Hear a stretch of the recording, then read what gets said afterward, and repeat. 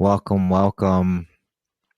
So the song we just listened to on Telegram was Revelator by Phosphorescent. So I'm just pulling up the lyrics right now, and then we can go over those. So Revelator, what is being discussed here? What is also revelating, revelation? So how I see this song and what it's describing is actually the from the perspective of what's his name? Oh, I had it in my notes here. The guy who wrote the book of Revelation, John of, where he was sort of exiled to. So I only briefly know about that story. John of Patmos, that's where he was exiled to. So after he started speaking out the truth and trying to write letters and warn the powers that were at the time, the governments and the religious institutions, he was exiled after being attempted to be killed, apparently, and they couldn't kill him. So he was exiled. So I see this as being written from his perspective. So how does it go? I got tired of the sadness. I got tired of all the madness. I got tired of being a badass all the time. So while that story is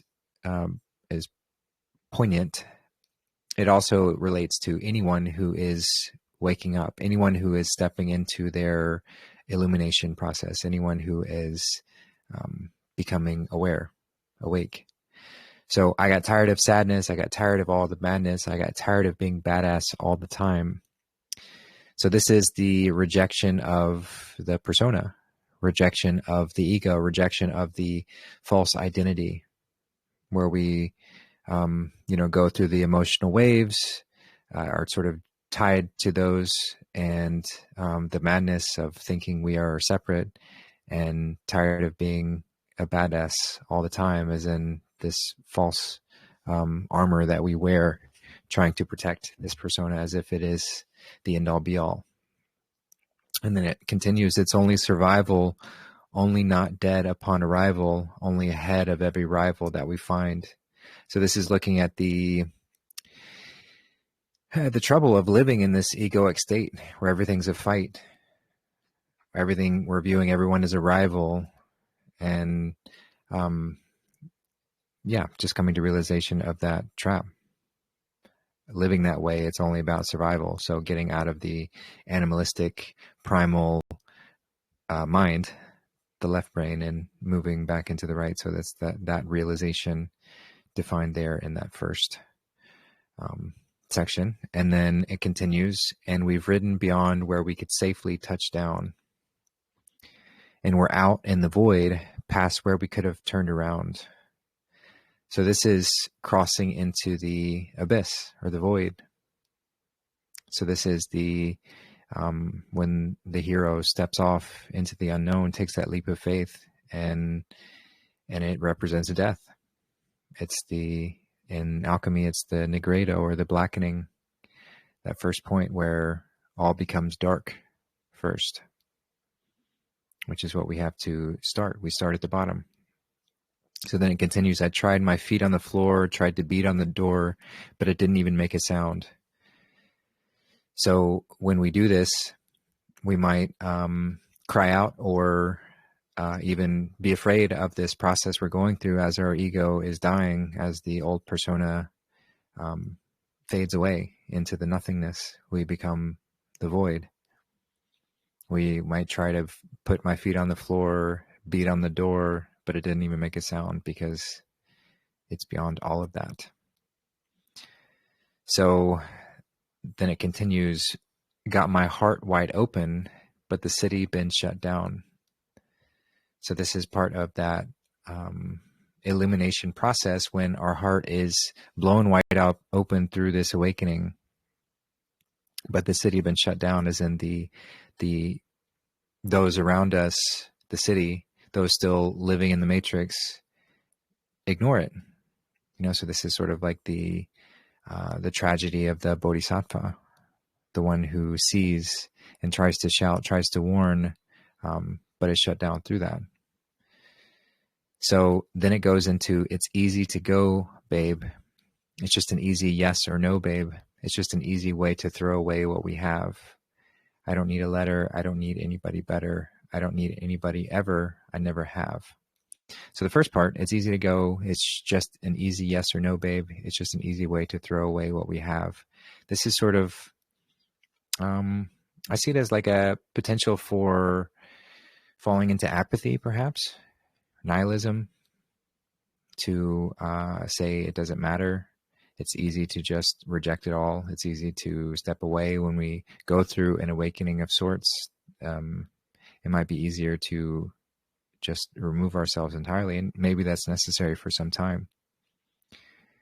And through that is also the awareness of, I don't need a letter. I don't need anybody better. I don't need anybody ever. I never have. And that's the recognition that we are beyond needs to connect with the monad, or connect with pure awareness, the consciousness that permeates all that you are.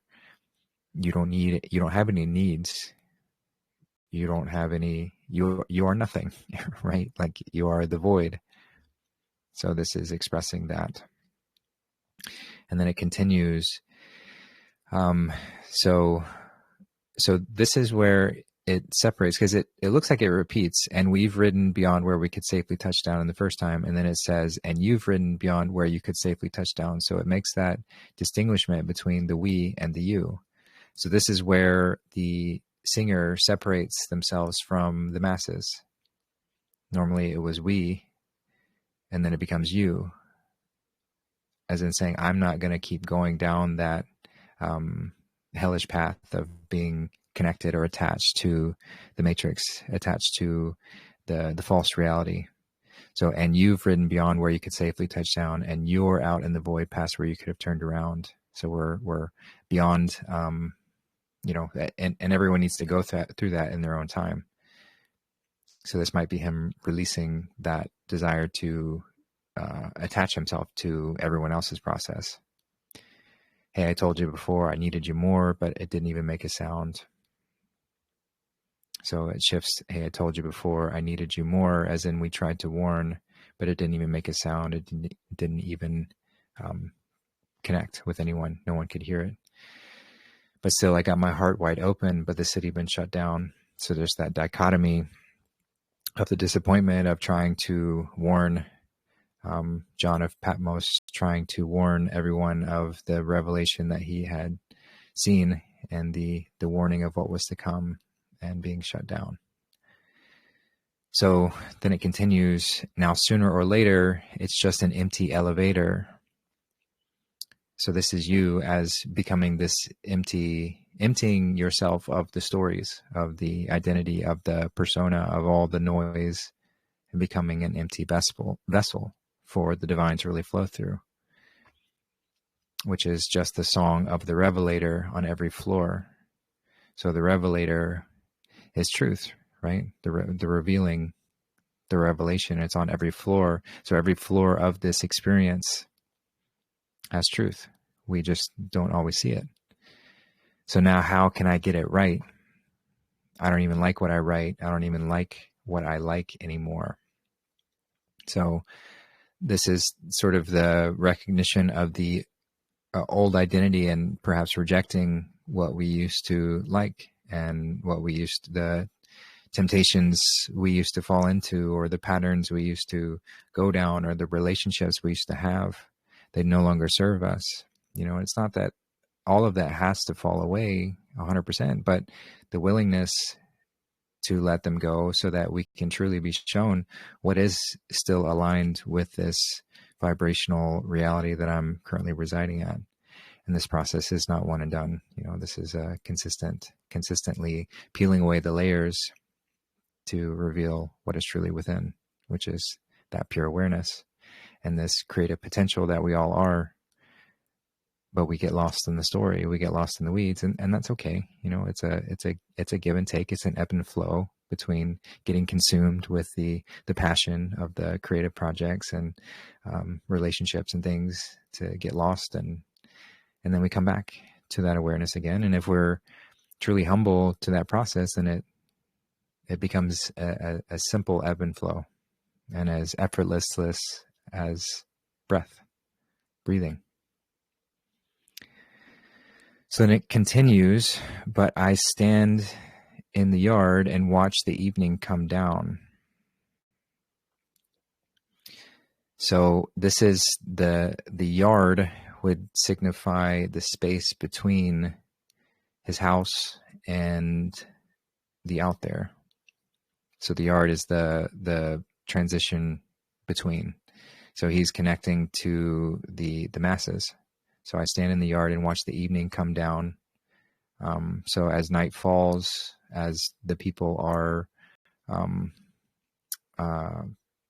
coming into the end of the day, or the end of the sun, and into the night, and perhaps the people see the light of you, of any risen, ascended, awakened individual in whatever capacity, because it's all relative.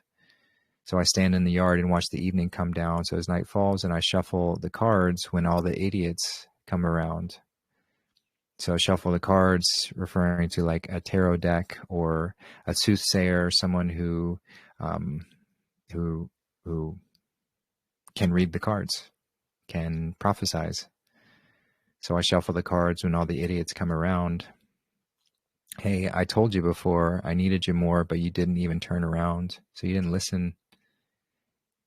So I got my heart wide open, but the city been shut down. I got my heart wide open, but the city been shut down. And it continues. So this is like the, let's see, how many times does he say that? I got my heart wide open. 1, 2, 3, 4, 5, 6.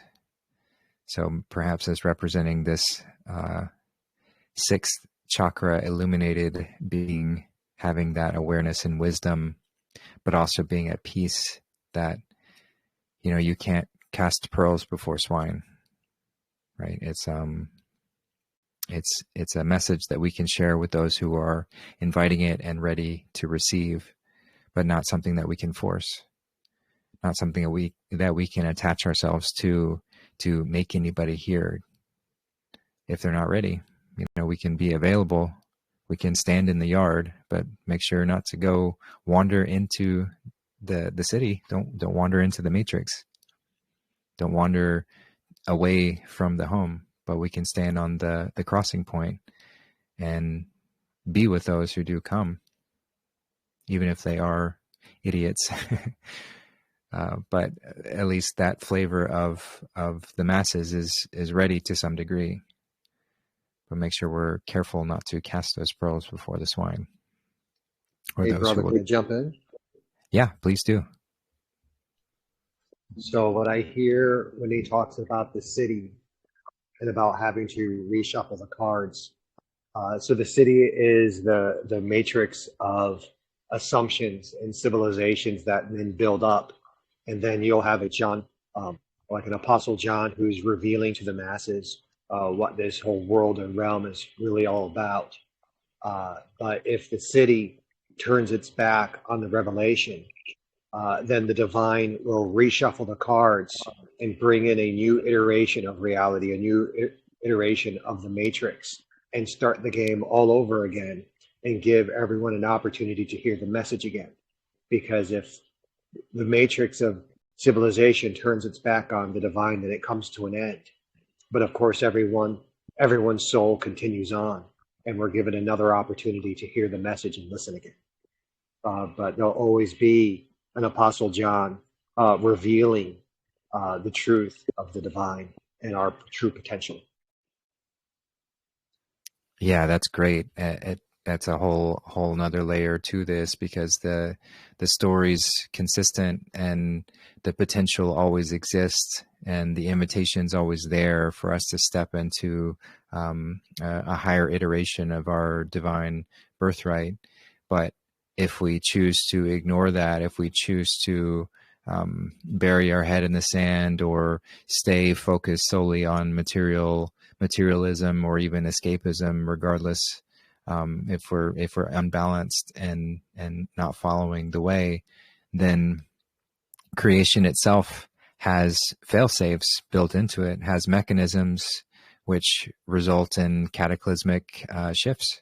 And while one could view that as punishment, it's not a punishment by any capacity. It's just merely an opportunity to get it right when we fall and get so stuck in the muck and are just going down to Goblin Town. We're just continuing down that downward trajectory. Then this is the fail-safe to help give us a reset.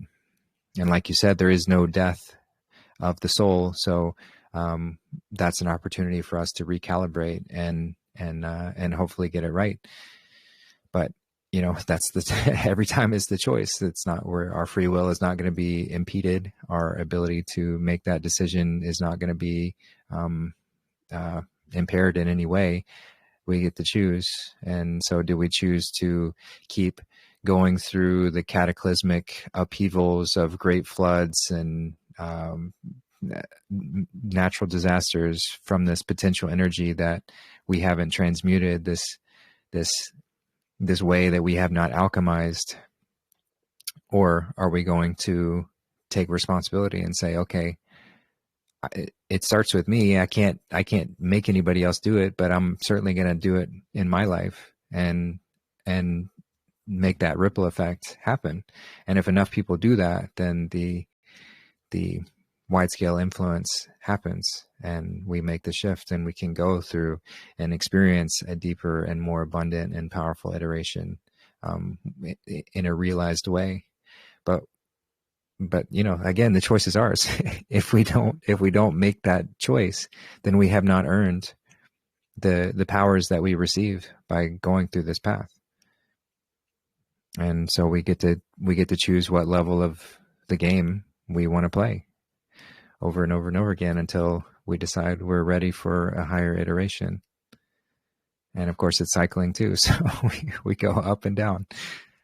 Yeah, it's a lot to unpack, but I thought the song was just very potent, and big thanks to John, funnily enough, my friend John, who recommended this song, and sent it to me today. And I never heard it before, but I immediately fell in love with it and immediately fell in love with the message behind it. So thanks, John, for sending that. And thanks, Darth, for the extra input there. Do you have any more thoughts on this song? There's probably so much more to unpack. No, it's just wonderful and clearly divine. Yeah, no doubt. All right, cool. Well, welcome to the show today. That was a fun way to kick us off. A very impactful song and a fun one to dive into. I will say that just going over some announcements, and this is sort of relevant. So most of you may have seen that I just started a new YouTube channel called Truth in Tune, where I'm going to be doing deep dives on songs and spending more dedicated time going over the lyrics and things like that. I still want to keep doing that in these shows as well, sort of introducing it. But you may have noticed, if you're listening to the recording, that I don't play the song in the show itself. Just due to copyright issues, I can't play the song here, but you can easily find this song. So the artist is Phosphorescent and the song is Revelator. It's a great song and the lyrics are powerful. So yeah, welcome to Quest Eye On, the quest to illuminate the single eye, the quest to become that revelator, or listen to the revelator, or however you want to frame it, to illuminate that quest within by asking the questions, being willing to let go of that old identity, that the space that no longer serves us, the egoic attachment, so that we can step into a higher band, a higher form of awareness. And so this space is an opportunity for us to ask questions and see what comes up. And I am by no means saying that I have all the answers. How boring of an existence that would be if I knew everything. But it's part of this process of forgetting who we are and then coming back into remembrance again. That's so ultimately enjoyable. We're not here to take this so seriously that we get lost on the simple fact that we're here to enjoy this. We're here to enjoy the process of falling into the forgetfulness, allowing the possibility of separation to exist so that I can come back into that remembrance again and share and compare to anyone and everyone, which is all you, all along the way. So that's what we do here. And if you have any questions or have anything that you want to share on any of the topics, I do love that there are other beautifully wise souls who jump on, and no one is restricted from that. So if you have a topic or a thing that you want to share on or go over in more detail and have some more to bring forward, feel free. It's a welcome, open discussion. All topics are completely on the table. Anything is welcome to be discussed. So if at any point you have a question or you want to jump in, just hit that center button on your screen on Telegram to signal to me that you want your mic opened. And I'll get your mic opened and call on you when there's an opportune moment. If your mic's already open, just jump in. You know, that's not a clamoring over everybody to speak kind of energy. So there's often pauses and quiet moments to jump in. If you have a really hard time doing that, you can either send me a message or just toggle the button to open up your mic, and I'll do my best to see that, and I'll call on you. So yeah. So that's that. So I mentioned the Truth in Tune channel that I just started. I will just say the creative energy is flowing so much, and I love it. I love the inspiration that I'm receiving and the amount of time that I'm having to focus on new creative projects. So that Truth in Tune channel I'm very excited to continue doing those. I hope to do at least one song per week, but hopefully more. The first song that I did is on the banjo song by Mumford and Sons, which has some really profound meaning behind the lyrics within them. What might come across as just a simple song, and especially for them to, if you know their history, they started out with such an impactful image of using the banjo, and they were often even made fun of for doing that. And so they tried to step away from that banjo sound for a time, but now they're bringing it back, and the song is to honor that, but also give a significance to the alchemical process of integration with all aspects of self. So I go into that in great detail on that episode, so I highly recommend checking it out. And make sure you give a subscribe if you're on YouTube, and help me find more listeners in that space. I do want to sort of appeal to a wider audience to some degree. You know, I'm talking about very deep things, but I want to appeal to a wider audience of music lovers. So that channel is solely going to be focused on music decodes. So yeah, thanks for checking that out. And then in addition to that, I just recently had released a interview with Rhea Mana on voice alchemy, which was such a potent conversation. I'm actually going to be taking a little clip from that and doing a reminder to everyone probably tomorrow on Friday, just about that conversation, and giving a little sneak peek on what was discussed there. If you haven't had a chance to watch it yet, I've watched it. I've now listened to it fully through 3 times, just from doing the editing and listening to the premiere that came out. And I love it. The discussions we had within it, it was just such a joy to get to connect with her. And so yeah, if you missed that one, definitely check it out. That was released on my main YouTube channel, which I've now called Light Forged. And it's very fitting topic on that. So I've got a couple other interviews coming up right away. I just recorded another one with another woman who you'll see. I'll likely post on Sunday. I've got a few others lined up. So like I said, the creative juices are just flowing, and I'm very excited to be jumping into all of this stuff. It's feeling very aligned and exciting. And so thanks for coming along on the ride. What else? So as most of y'all know, I do help support Bali and the Lions of Uganda in Uganda. It's an orphanage, a children's ministry where they take in children from the community and help them, give them a place to live. And then they also help feed and care for other children in the community that don't have very good homes. Right now, they're in the process of building a new home. Their landlord was asking them to leave, but he fortunately gave them a good deal on purchasing a plot of land right next door so that they could build their own home on. And they're nearing completion of this. They did run into a little hiccup where the engineer, the main guy developing the design and helping to build running the build, he fell off of a high wall, and he was okay, but I think he injured himself a little bit. So he's been moving a lot more slowly. He had took a few days off to recover, and he's back, and the building is going underway. But I just kind of have to laugh at this because Bali told me just so nonchalantly, he was like, "Hey, I just want to let you know that that the elections are going on right now, and the current leaders will shut down the internet so that they can cheat." So we probably won't be able to connect with you for some time while they do that.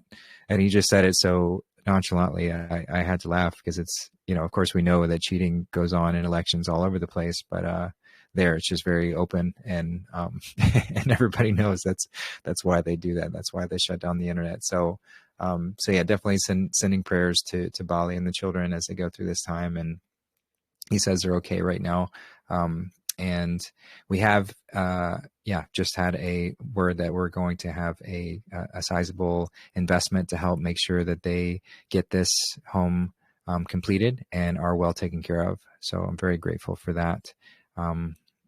But if anybody else wants to support Bali and the efforts there, or also want to mention Sam and the Hands of Hope, which Lila helps to organize and keep in touch with, any of those things are very wonderful and very appreciated, because we're just doing our best with, sort of finding, not really looking for these two organizations, but wanting to help, because we do know, we trust them, we trust what they're doing, have had plenty of conversations to know that they are very, very, very good, very centered, very, very Christ-centered in how they want to help, just help people in need. Both Bali and Sam both came from that sort of environment, so they know very much how easy it is for children to be neglected in an environment like that. So they're just doing their best to help, and we're doing their best to help them.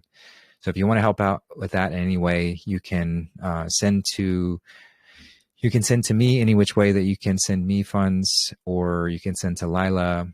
Happy to help facilitate sending that in any which direction. I do have a page for Bali, the gibsongo.com/the Lions of Uganda, if you want to donate to that. But yeah, happy to help get things wherever they need to go. And anyone who ever does that, if you'd like a receipt, a confirmation that it went to wherever it went to, I'm more than happy to provide that. So please don't hesitate to ask if you'd like a receipt. I've been offering that, just for transparency, but, I always have those receipts. I always do screenshots whenever I send things and make sure they go to where they need to go. So, yeah. So with that said, I think that about covers it for the announcements for today. Thanks for listening to the intro and announcements here. And so we'll just jump straight into the show today. And like I often say, I love to give priority to those who are here live on the call. I do have some offline questions, some written questions that you're always welcome to send me. So if you ever do have any questions that come up and you want to send me some, feel free to reach out any which way that you can reach me. Best is on Telegram. @JustinCarpenter is my username. That's my alias. So at my name, all one word, @JustinCarpenter, all one word. Just be mindful of scammers, imposters, and other people out there. So if you're unsure about that, you can always go to my website, justincarpenter.org. There's a contact form there. It also links to my Telegram messaging, or you can write an email to me there. Or you can just write a comment on any post, and I do my best to record those and save them for these shows. So yeah, feel free to do it that way. But like I said, I love to engage with people who are here live on the show. It just is a fun way to converse in that way. So if you do have any questions, feel free to raise your hand. And I saw John T raised his hand. Did you want to start us off with a topic or question?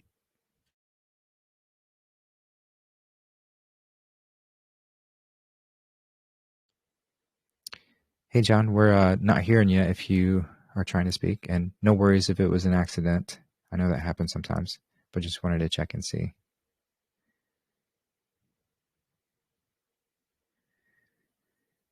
All right, no worries. Anybody else got any questions or topics or things they want to share? Hey, Sarah, go ahead. Welcome. Thank you. Yeah, I've been thinking for a few days about introducing this topic to your Thursday Quest Ion. Yeah, I've been thinking about the series Stranger Things, and for myself, I had noticed that this series, like I have to say, I was actually not drawn to the series at all. It actually kind of scared me.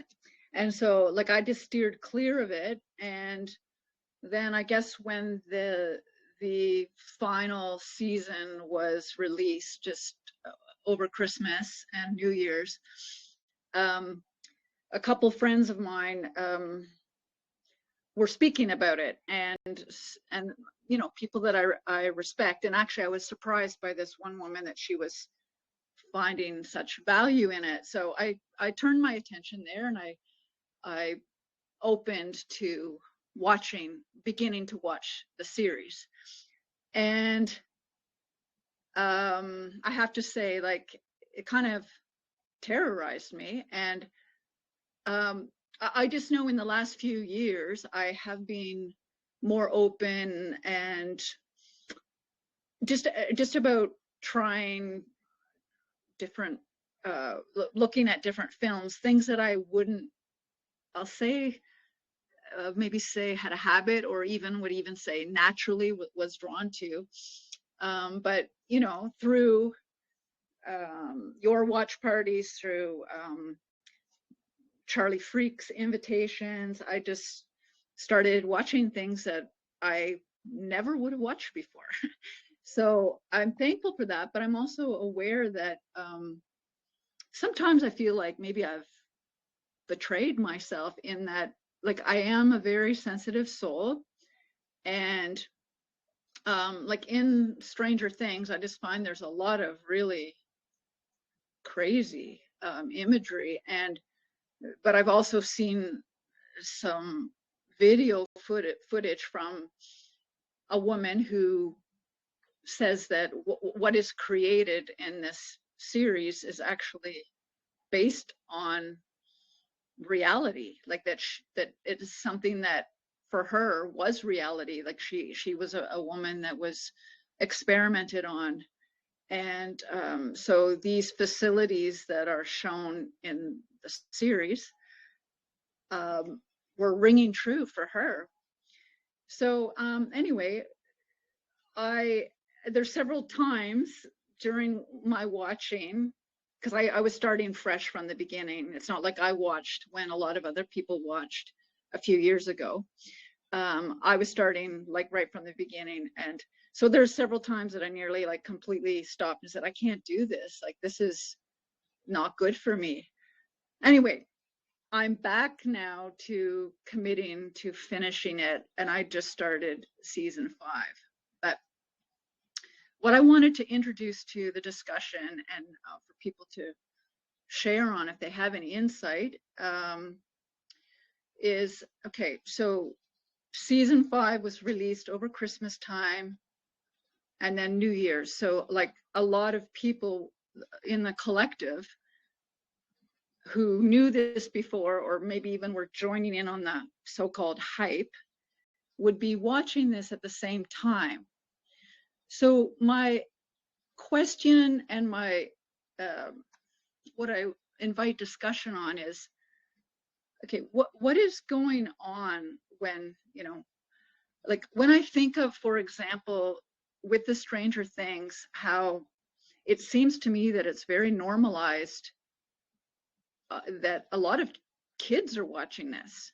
And in fact, another friend of mine, her name is Jean. I was speaking with her the other day, and she told me that her niece and nephew over Christmas invited her to sit down and watch one of these episodes. And it must have been maybe season 5, episode 1, because from what she was saying, that seemed familiar to me. But anyway, she was in absolute shock that her niece and nephew, age, I think 12 and 10, were watching this. And then I also mentioned it to my sister, and she told me that one of her son's teammates from the basketball team, who's, you know, 17, they were very familiar with the show, and that one of the mothers was, you know, all excited about sitting down with her young daughter, like I'm thinking around 8 years old, and they were going to be cuddled up watching this show. So now that I'm watching it, I'm just thinking back to, if I had watched any of this at that age, I think I would have, I don't know what I would have done. I don't think I would have handled it. And I know that my mother never, ever would allow such a thing. In fact, if she ever saw something like that, she'd probably pick up the screen or the television and throw it out the window. So, okay, I'm just gonna say, I don't feel I have judgment on people who watch this or who allow their children to watch it or whatever. I'm just sharing my feelings and my sensitivity. And there's something else connected that I'd like to share, is that in this community here, which is Southwest Nova Scotia, Canada, in this small community of Shelburne, just after Christmas, there were 2 tragedies that I'm not going to get into detail, but one involved a child and another one involved a woman here who attempted suicide. And I started wondering and thinking, people who are already, like in Stranger Things, they are dealing with, one of the things that comes up is the idea of this Vecna, this Henry, this one character, this monster who has other monsters connected to it. He hunts down the weak, like those who are already so-called hurt or haunted. And this is very much brought up. And so when I think about the tragedies that have happened in this community, especially with the boy who, it was a boy who was actually mauled to death by 3 dogs rurally. It was absolutely horrible. And like I question. I mean, I have to question. Was this child watching this show over Christmas? Was this woman who's a mother of 2 children, and I know is suffering very much through mental health challenges, was she watching this show? Besides, I know, being on antipsychotics, medications, which I have a lot of thoughts about. Anyway, that's quite a lot there to maybe begin this show, and I don't mean to be overly heavy here, but I invite anyone's thoughts, feelings, and or experiences regarding Stranger Things. And thank you, Justin.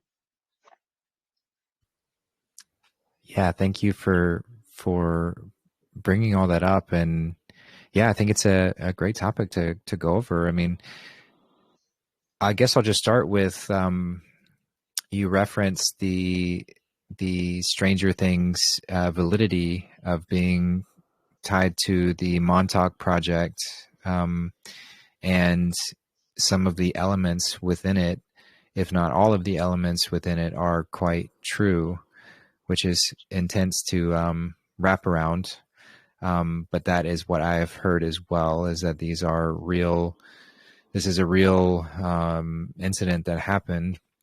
And even this Vecna character was a real monster that kind of came from the other side of this, and that's what is important to remember, is that, and Darth does a great job at reminding us of this, is that within the metaphysics, there's really nothing that's off limits. So what we think is contained through what we call our scientific perspective, which is that materialism is absolute, and that if it can't be proven materially, then it doesn't exist.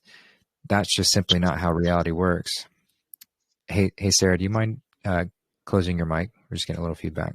Oh, sorry. Yeah. It's okay. So that's false. This idea that the material reality defines everything is false, and that's why the science religion is a false path. But going back to so I just wanted to quickly mention what I know to be the validity of that story. And now I haven't watched the whole series. I did watch the first few seasons and then got distracted. I never got back to it, but it is something that's, kind of on my list of things to maybe check out amongst the so many other things to watch and do. But it certainly is in the zeitgeist right now, a very popular show. And so going back to the topic of, well, I'll first just address you referencing sort of stepping off into areas of where you might not normally have done so, just due to encouragement. So I want to frame this and say that, like ultimately we need to be the one who decides what we engage with, what sort of whether symbology or imagery or whatever. And I know you know that, but I just want to say that as sort of a disclaimer for anyone listening or looking at the content that I put out there or the watch parties that I choose to engage with. These are just things that I want to engage with, but it doesn't mean that it's necessarily right for anybody else to do that, right? Because it's all just in the same way. If we want to look at the example of like plant medicine as an example, or any sort of experience that could be activating or stimulating. For some, it might be right. And for some, it might be too much. It might be overstimulating. It might be someone might not be grounded enough to receive a transmission like that, or still going through traumatic patterning where it's too triggering to watch or go through that. So ultimately, it's everyone's decision on, do I want to engage with this material or not? And again, I know you know that, Sarah, but I just wanted to say that.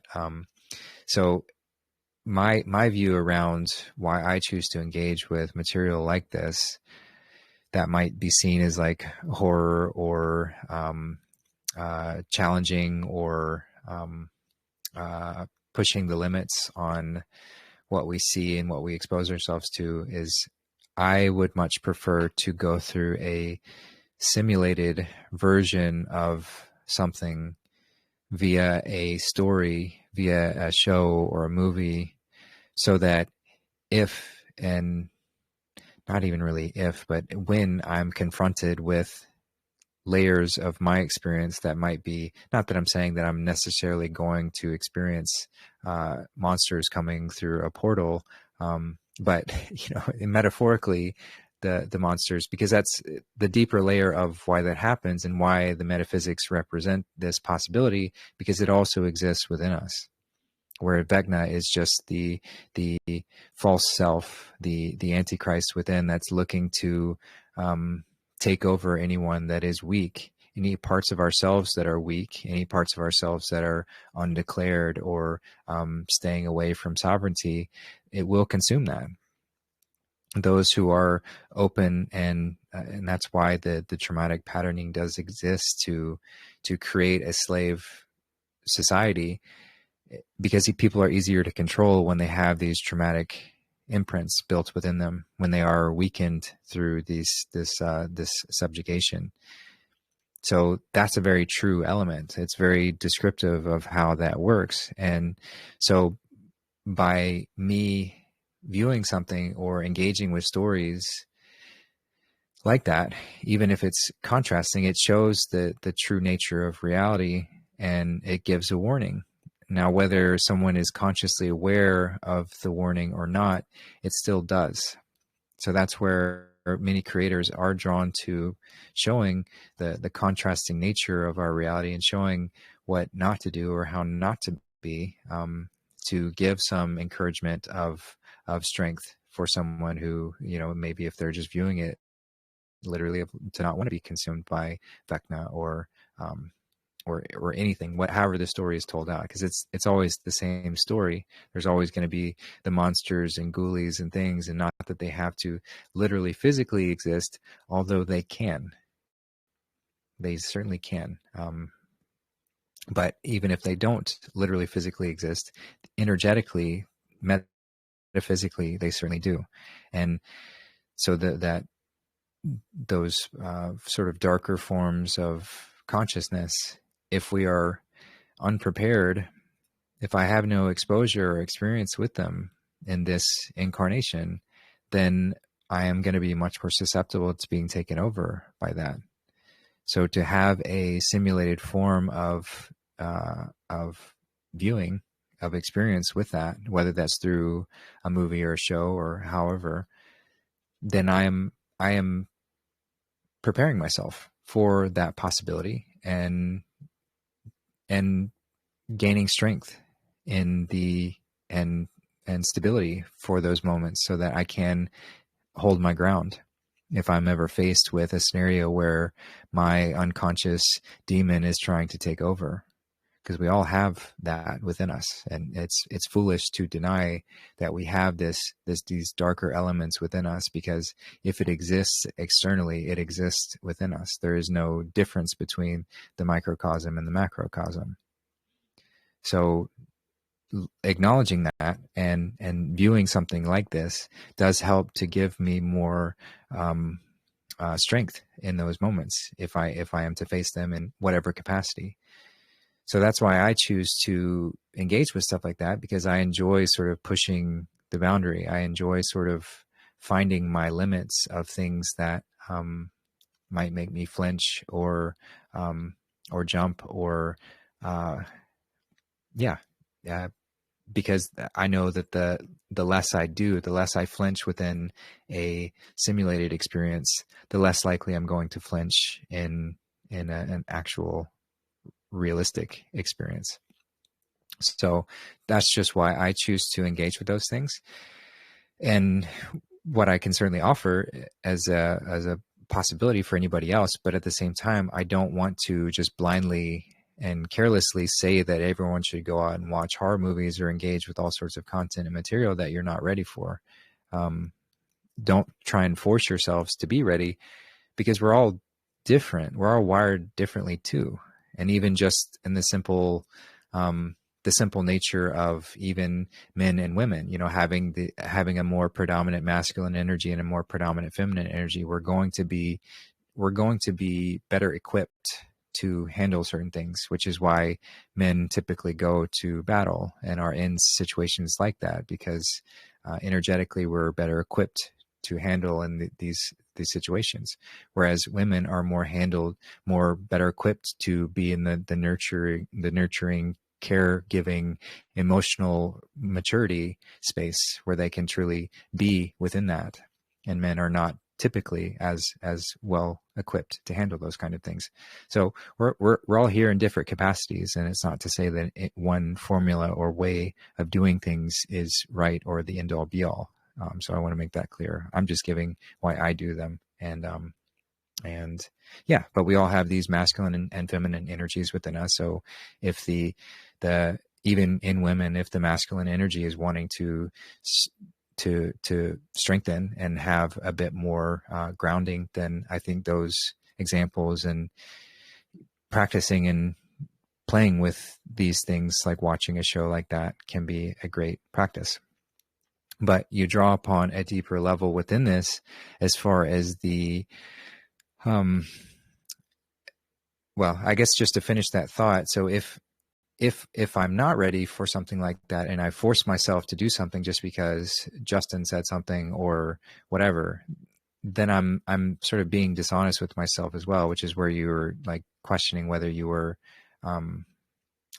betraying yourself, which I know that you've come to some space of awareness with it. So I'm not suggesting anything otherwise, but just to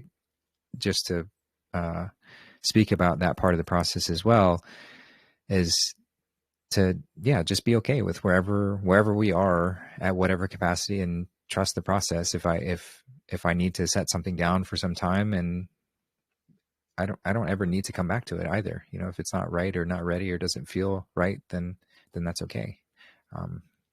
And it can also be an invitation to sit with and ask why it doesn't feel right, or why I don't feel ready too.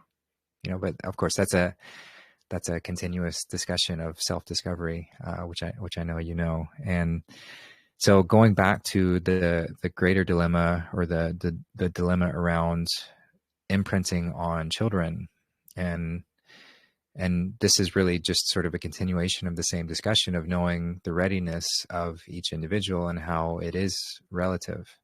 So even setting an age limit, while it can be helpful, is not always accurate either, because I've seen some very, very mature children, and I've seen some very, very immature adults. So that's a relative scale as well, and one I do think is very important to consider. As parents, it really should be, the utmost consideration of like, is my child ready to receive this kind of imprinting, or are they ready to take this dose of reality right now? Because we all know that there are certain ages where topics would not be healthy, or could be very traumatizing, not in a good way. So it's like finding that balance. I laugh because it's an interesting concept of finding the balance of how much of a dose of trauma is helpful and how much is harmful, right? Because ultimately we could classify viewing images and scenes and things like that. In some way it's traumatizing, right? It can be, if our psyche is not ready to handle it. But on the other end, if our psyche is ready to handle it, that can be a helpful contrasting lesson of learning how not to let monsters come in and take over our life, or whatever the lesson, whatever the message could be. So the continuous conversation of, is this dose of reality right for this individual, or is this going to be too traumatizing? And that's a discussion that we will have ad infinitum forever, because it's always changing, and depending on somebody's circumstances or where they're coming from or their level of maturity and how they're going through that, it's always going to change. But I do think it's a great topic to continually bring up, and important, because the effects can be disastrous if that is done too much too fast in any capacity. It's if somebody receives too much, like using the plant medicine as an example, if somebody receives it too big of a dose before they're ready, they can become a schizophrenic mess and burn themselves out and lose connection with reality. That can be very damaging. If a child receives watches something that they're not equipped to see, that can lead to very traumatic patterning that might take a long time to unwind, especially in an unconscious, already traumatizing society that just reinforces those patterns. So yeah, it's very important to consider where to draw the lines. And while I don't ever believe in any overarching authoritarian limitations being imposed, I do think it's a good idea to have the awareness very strongly and widely suggested, so that parents can make educated decisions on, and maybe even having like some a different sort of energetic scale of like what is the trauma rating of this particular form of content. You know, it's not something that we really rate right now, but maybe there's a way that we can energetically tap into what is the potential for trauma if someone has gone through life's normal traumas, or if someone has been traumatized by X, Y, and Z.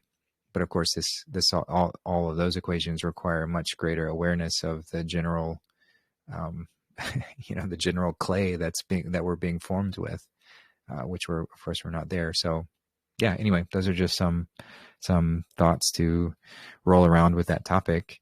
But I did see Jill raised her hand, and she might have wanted to chime in on this topic. Did you want to jump in on this one, Jill? Actually, yes, I did, but in case Sarah wants to respond to what you said before she loses this thought, perhaps maybe she wants to say something in response to your, Go ahead, Jill. Go ahead. All right. Hi, Sarah. I always enjoy hearing you on these lives. You're lovely. I wanted to chime in right away because it just so happens that I am rewatching before I watch season 5 with my youngest son, Matt. And I don't know if you've ever heard me on the lives, but I have 4 boys. And when Stranger Things first came out, here, let me back up a little bit. So I'm definitely the minority with this because my family, or I should say me and the boys, have their health care emotionally, physically, spiritually has been kinesiology, quantum physics since 2006. So literally since Matt's been born. So they're well aware of that we are water and we hold energy, we're conductive.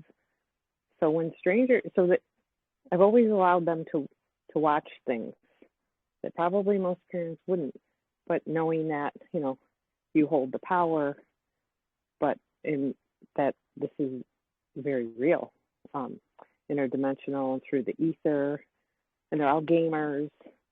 So then that's been, again, for 20 years now, just about.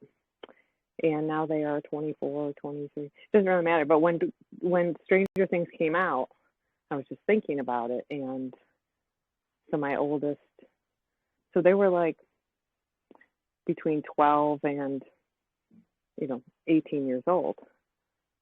And we watched it together, just like we watched The Walking Dead, the whole series together, or Insidious, or Conjuring.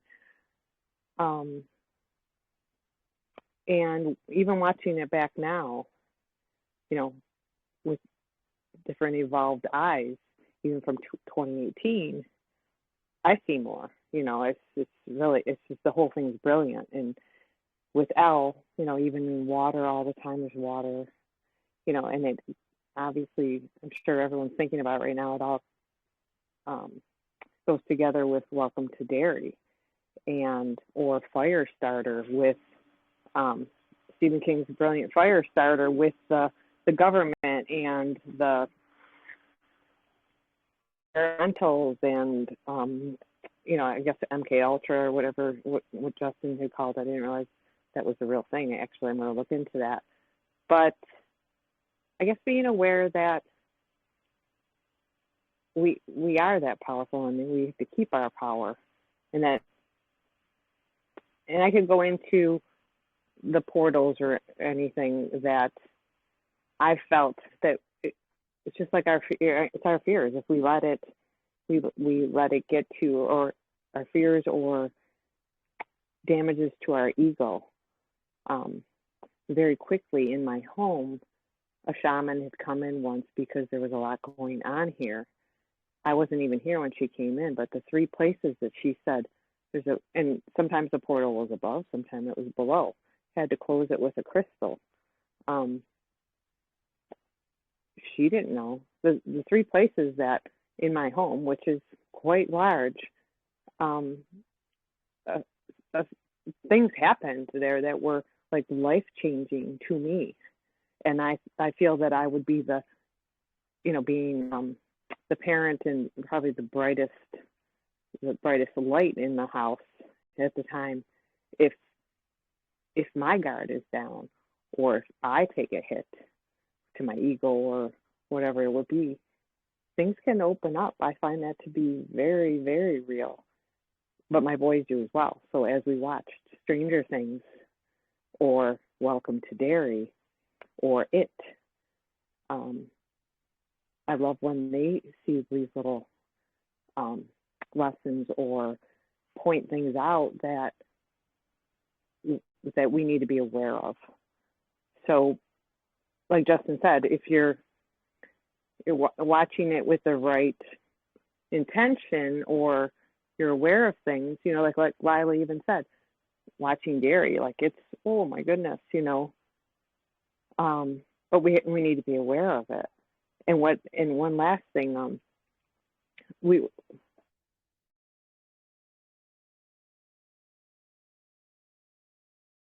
season 3 of Stranger Things last evening to finish it off, and the whole time, and I didn't watch season 5 yet, so please nobody say anything.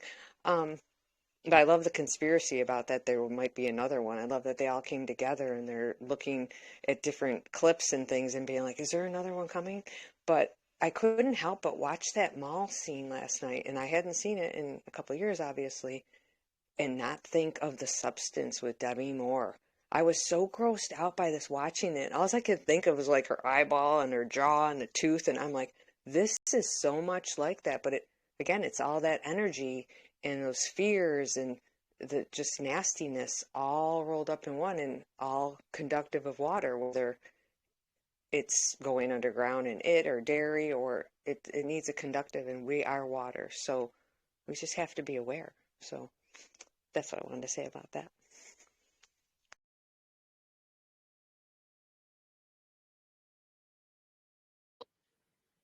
Yeah, thanks, Jill.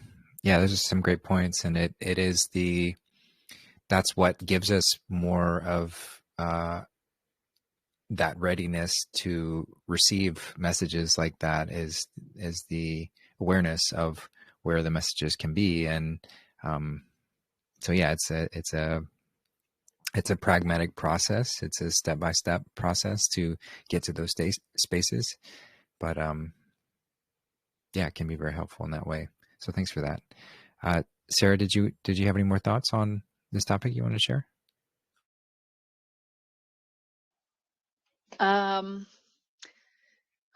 Well, thank you for both of you, what you've shared. Yeah, it for me, it's simply healing to talk about it, because again, the friend I was speaking with last night, she said that her response was, oh, is there something really wrong with me that I'm so sensitive? And like I realized for myself too, that's the first place I go to. Oh, there's something wrong with me, that I can't handle this, and everyone else seems to be handling this, and they're like, so I have gone into that place of comparing and betraying myself ultimately. But I'll just say, as I watch this, I have been very good at checking in with myself about what I can handle, and also self-care, and just, re-asking myself, do you, like, is this a choice you want to make, is to watch this? So there is part of me, I do feel it's a forcing, but it's like I'll just say, this is very challenging for me, but I do feel called. I do feel called to do this, and I think it's very wonderful what you said there about just the caveat you have there around being careful what we engage with, and just because Justin Carpenter isn't doing a a watch party, or Charlie Freak has suggested this, or whoever else, that we might be following or admiring or whatever, just to be careful and make our own wise choices. I did want to share a little piece connected to it. Is I've spoken about Malidoma Some, the African elder, before, and he would talk about the predator, and something that he shared in his teachings, which I'll never forget, is he said that when we do experience trauma, like whether it's as a child or as an adult or whatever, like if I experience something very traumatizing, my tendency is to go like a gasp. If you think about gasp, holding your breath, and even to deal with traumas, we often will leave our body because it's too scary to stay in our body. Like, and this happens. And so ultimately healing is, it is with the breath, and calling all parts of our soul back into our body.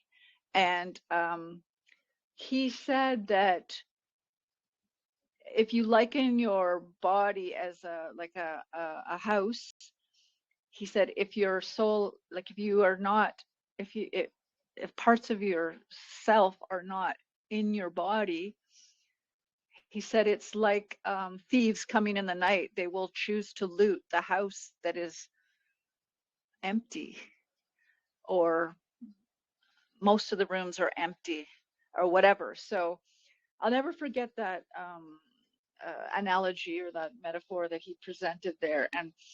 And so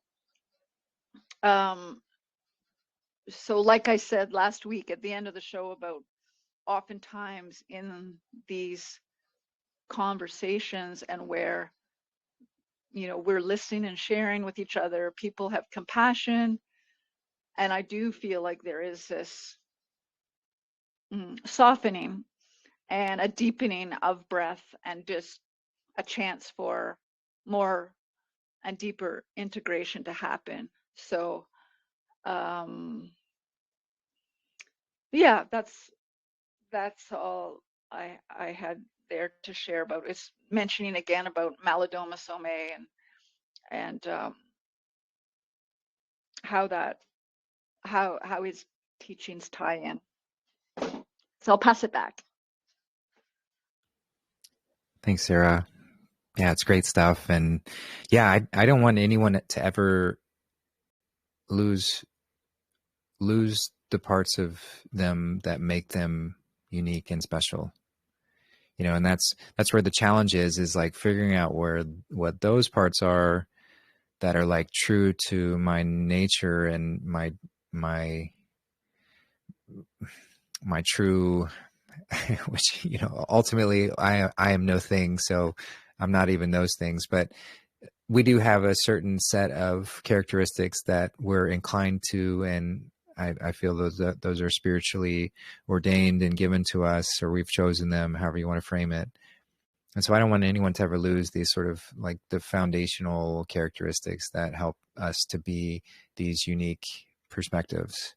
And so for someone who has a greater sensitivity around things, I don't want them to ever lose that, to like force the sensitivity to go away because we find it's troubling, or there's something wrong with us or anything like that. Because I can imagine many scenarios where that greater sensitivity would come in great need, in situations like you're talking about. The emotional awareness and being able to connect with someone does require sensitive nuance, and something that I can deeply appreciate and learn from. So it's like, how can I find an expansion of this, or even preservation of that sensitivity to be able to connect with others on these deep levels and express in that way, but also be able to engage with the moments where I might need to suspend the sensitivity just for a moment to say, okay, let me see if I can exercise this. Let me see if I can toggle this, not to abandon it or not to force it away, which is ultimately the perpetual dance between the masculine and feminine natures within us. Y'all are going to love the interview I'm posting on Sunday. Like I said, we'll do a premiere, and so I'll be watching it again with y'all as I did on with the last interview. But it was really good, and we talked about a lot of these topics and just the back and forth and the flow between the masculine and feminine. And so yeah, it's a perpetual dance, and never to say that one is better than the other. One should be more dominant. One should be, there above the other at any point in time. They're perfectly symbiotic and here for a purpose to share. And we're supposed to be this representation of the fluid movement of both of them back and forth, dancing together perpetually within us in love, the greatest love story ever told, all deeply within us, each and every one of us. So this is just another representation of that. And I think it's really special. So thanks, Sarah, for bringing that up and for a great, great topic to go into. And yeah, go ahead. Yeah, please. I do think she asked a very specific question in reference to the child that was mauled by the three dogs. And she asked if shows like Stranger Things can play a role in that. And I don't think that question was ever specifically answered. Do you mind if I address it? Thanks for calling that out. I missed that. So yeah, please go ahead. So Stranger Things and shows like Stranger Things did not invent or create the role that positive and negative energies play in our life. Even if Stranger Things did not bring this to our attention, negative entities would still exist. And however, I can say quite confidently that when three animals attack an innocent child, there almost certainly is negative entities involved. And you can say that the same way that you can say that, like all pedophilia is satanic pedophilia, right? Because things don't happen in the material realm unless something is happening in the spiritual realm first. The same way that the wind has to be blowing in order for the trees to move, right? If the trees are moving, it's because the wind is blowing. So if we're doing something positive or negative, it's because a positive or negative spirit has attached itself to us and is moving through us. And in the Q drops, twice in the Q drops, it says that if the full truth was revealed, it would put 98% of the population or 99% of the population in a mental institution. And what sort of truth could do that to 99% of the population? Well, if it were revealed that they are invisible entities attached to us almost everywhere that we go, that would do it. And if you read the Gnostic writings, one of the reasons why the Gnostics always carried beeswax candles on their person was specifically to use in a ritual that would expose the presence of these entities. So like these LED lights and these electric lights that we have, that's doing something that actually helps to conceal the presence of these negative entities because they're in a spectrum just off of our visible, what we can see. But that beeswax candle, when used in combination with certain phrases and spiritual states, it moves those invisible entities back into the visible realm so that you can directly confront them. And I don't know, maybe one day me and Justin will do something on that, or when I'm ready, but that's a real thing. And so those entities exist, even if we can't see them. And so if you've ever like just spontaneously lost your temper, or you're dealing with someone and they seem normal and they seem fine, and then you mention, hey, there's almost 1 million children sex trafficked in the United States alone every year, and then all of a sudden they start acting different. Why are they doing that? I have not seen Stranger Things. I have wanted to. It's just, I haven't even seen one episode, but I do know at least a couple of my children I've heard them discussing it, and they've brought me clips of it. And I wonder what would happen if one day the distance between heaven and earth shifted just enough so that all of a sudden these entities which are normally invisible became visible. I wonder how those that have seen shows like this and are familiar with the concept, I wonder how they would react versus someone who never dealt with this sort of issue at all, never walked into the darkness, and all of a sudden they're forced to confront their fears. So there's a reason why we do the spiritual work now. And there was one other thing I wanted to say, but it's gone now. But I did want to mention the beeswax candles, and that, yes, and that evil predates the show. Oh, yes. Okay, so metaphysically, okay, so you have the monad, or absolute divine quality. You have God, right? And then directly beneath God, you have heaven, okay, the positive spiritual realms. And the positive spiritual realms are able to get energy directly off of God. Okay, and then beneath the positive spiritual realms, you then have the earth. And the earth receives its energy, its positive spiritual energy, from the heavens, which gets it from God. But then you have the negative spiritual realms, which are kind of like beneath or sideways to earth. And these negative spiritual entities, they don't have direct access to God, which means if they want energy, they have to get it via the earth, because God is on a completely separate, parallel, above, beyond realm to them. They don't have access to God. That's why the demiurge, when the demiurge manifests into reality, he looks around and he doesn't see God. And so he assumes that he is God. Okay, that's why our ego, our lower ego, when it's in control of our consciousness, it doesn't have access to God. But the ego has to get its energy off of the physical realm. And so these negative entities do also.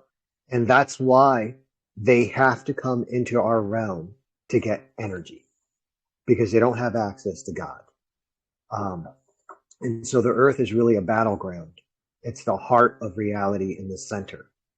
And so that, I hope that explains some of the behavior of some of these entities and why they always go after the weakest and the lowest energy state, because they simply can't handle that high positive energy state that comes from the positive spiritual realms, from the monad. Yeah, well said. And it's like, if you want to frame it as, because it's like everything's connected, as above, so below, as within, so without. So these negative entities are their thought forms, right? And so whether the thought is formed,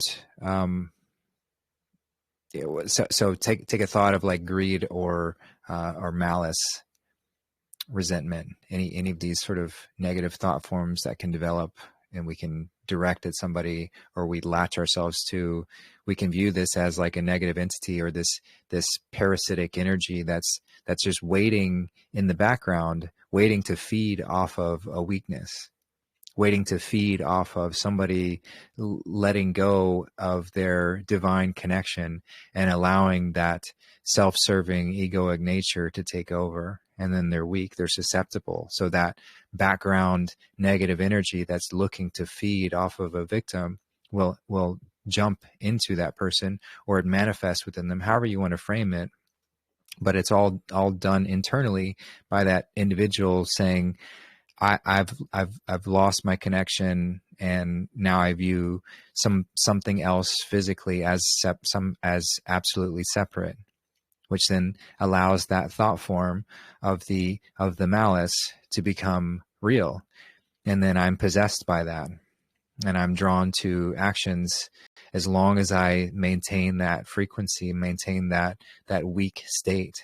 Then I can be coaxed and convinced by this thought form, which is not separate from you. So I do want to be careful to frame things so it's not like it's something outside of us that's more powerful than us.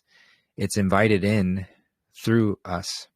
So we invite it by our state of being. We invite it by how we are, by the energy, the frequency that we're operating at, and whether we're maintaining that sovereign connection to the divine, knowing that I'm connected to all things, or if I've lost that and I'm somehow convinced myself that when I look at somebody else and I'm angry that they are somehow separate and that I can act upon that malice in ways.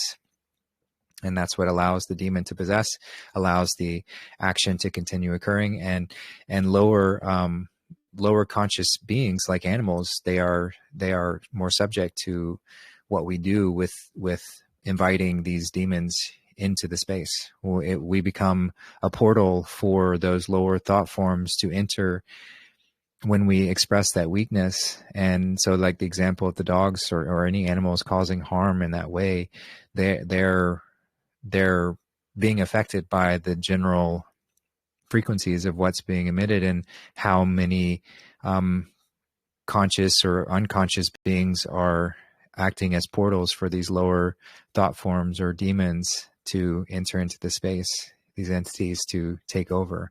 But it's not like, again, it's not like they're more powerful and we can't do anything about them. They're subject to us. We're the deciding factor. It's all within us. And we decide, am I going to be a conduit for these demonic thought forms, these entities to flow into me and through me? Am I going to be possessed by that dark energy? Or am I going to be possessed by the angelic frequencies, the heavenly frequencies? The choice is ours in all moments. And of course, most are a fluctuating, ambivalent nature of back and forth between these and unaware of what's happening. But that's why Dart said it's a battleground, and it's a battleground manifest externally, but it really is all internal, and it really exists, in each and every one of us, of how we're choosing to operate and what I'm choosing to entertain, what I'm allowing to enter, to entertain, what I'm allowing to enter into my space, into my field, and control my being. Am I going to let that fleeting thought of malice or resentment consume me and turn me into a monster? Or am I going to acknowledge that that's simply a monstrous thought that's knocking at the door, but I don't have to let it in. Don't invite the vampires in. Don't invite the monsters in.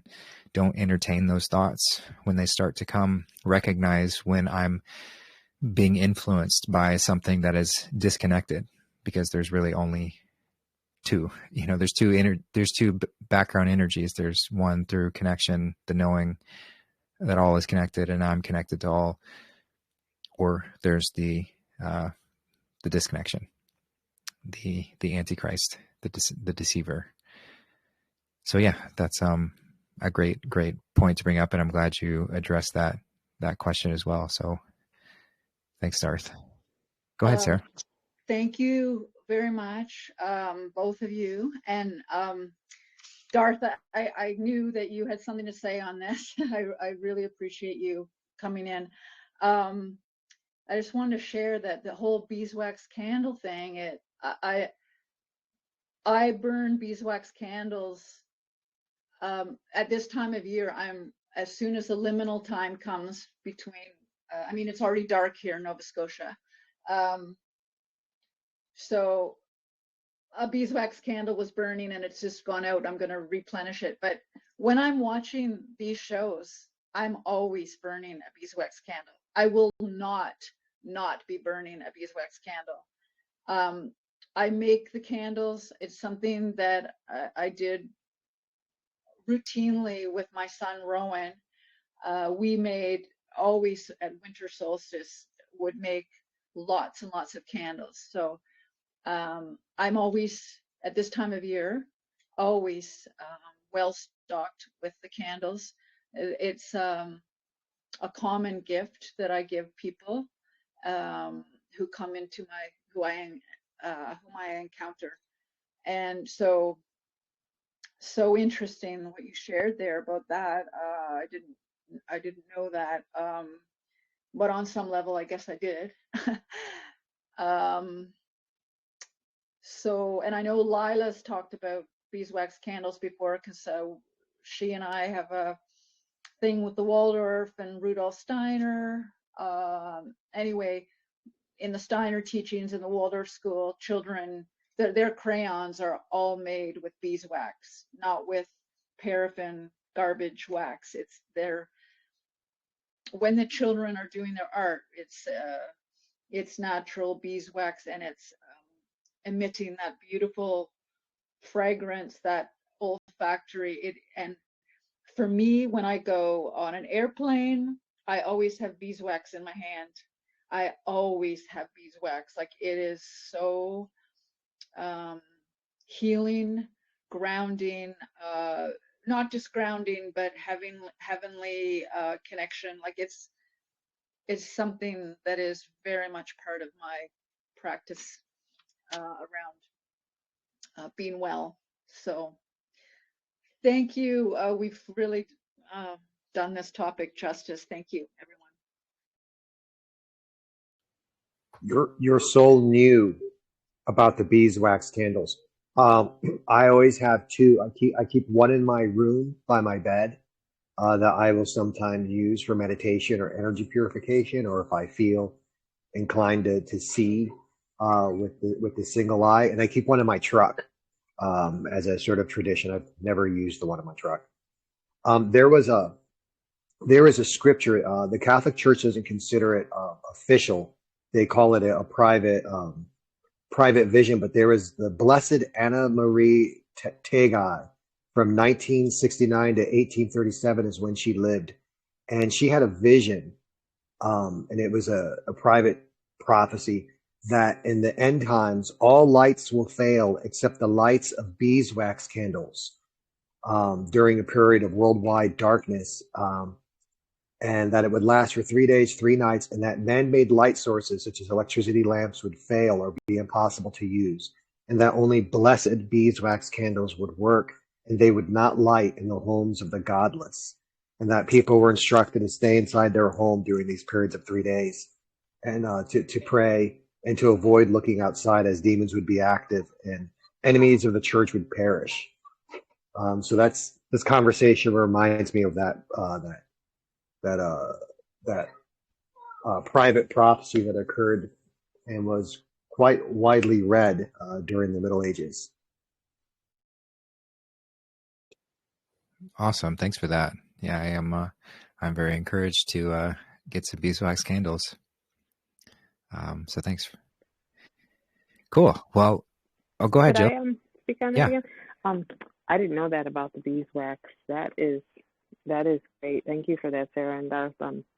I typically, like I said, protect myself crystals, or because I clean homes in residential and commercial places, and I feel that most of, especially the women in this Great Awakening, are indeed empaths, and that's why we feel so much and have to be aware and set intentions on things. I remember when Matt was quite young, I didn't, we would go to a lot of concerts and things, and I didn't realize he would convey it to me that it's just too much sometimes, but he was feeling everything from everyone.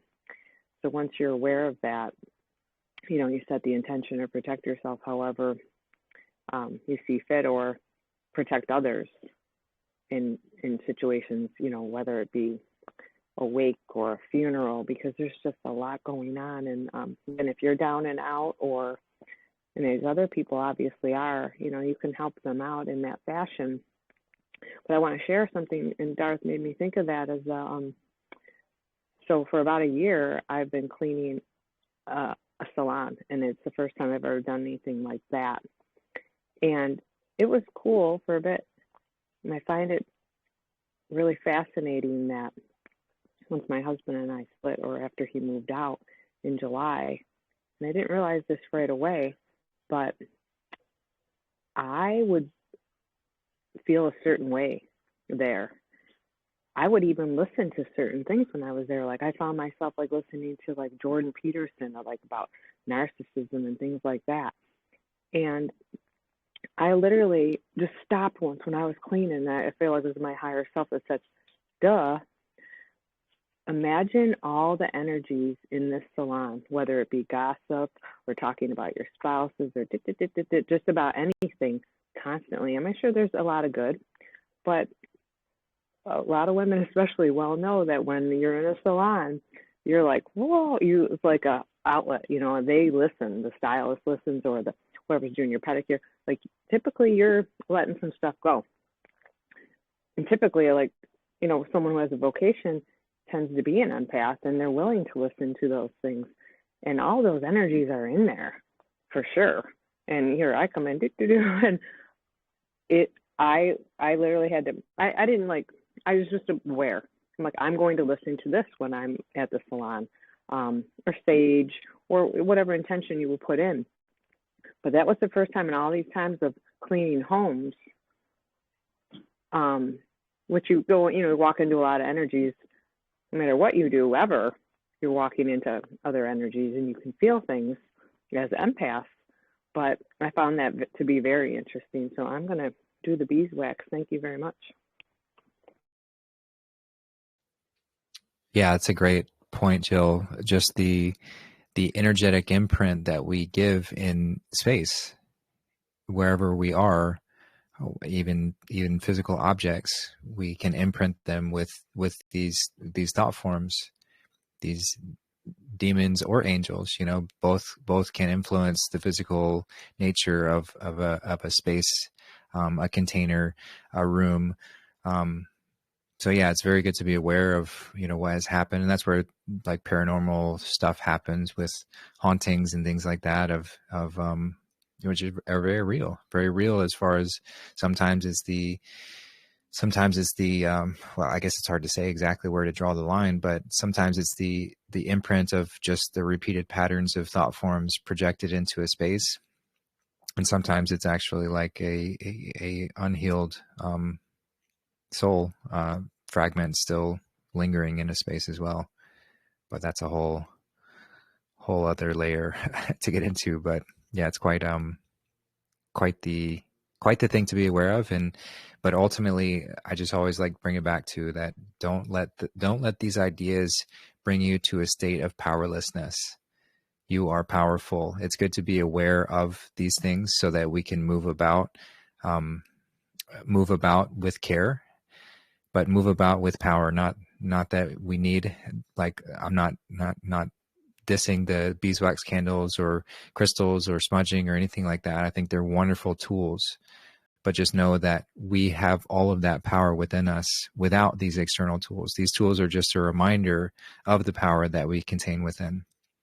So it's good to, I like to remind myself of that always, because then it sets the hierarchy properly of us being the highest form of consciousness in this space, so that any of these ideas or concepts or entities or things, we have to be the ones to let them in, and then we get to be the ones who choose how that happens and which ones we deny entry and push away and all of that. So yeah, I love talking about these things, but I do want to always bring it back to that reminder so that we don't slip into a state of powerlessness or overwhelm thinking about all these things all the time.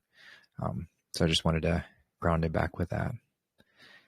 So yeah, I will. Yeah, it's you versus you all the time. It's you versus you. And I stood there in the salon. I'm like, what are you going to listen to, Jill? What are your thoughts going to be in here? It's you versus you. Exactly. Great frame. Great way to always bring it back to that. Thanks, Jill. Cool. Well, I'll pass it off and see if anybody else wants to jump in, either on this topic or take us in a whole new direction. Like I said, I do have some offline questions we can go over, but happy to go over anything else if someone's got it on the call.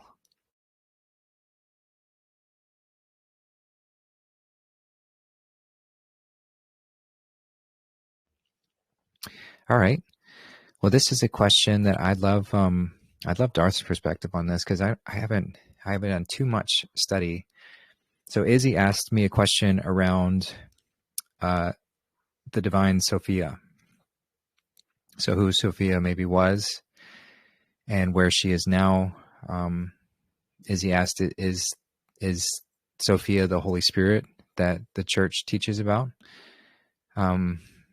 So yeah, curious. So my simple take on Sophia is that she represents the divine feminine nature, sort of the, if we want to divide the Christic nature, which I see as more both masculine and feminine, but if we want to say that there's a masculine Christic nature, then the Sophia would be the feminine counterpart. That's how I sort of visualize that concept. But I'll admit I don't have a lot of experience or knowledge about the Sophia other than just hearing it spoken to at various intervals. So curious, Darth, do you have more on that topic? Yes. So if God is the Most High, then any force going away from God would have to be descending. And that is where you get your descending masculine physical force. And then any force returning to God would have to be ascending, because God is higher. And that's where you get your positive feminine spiritual force.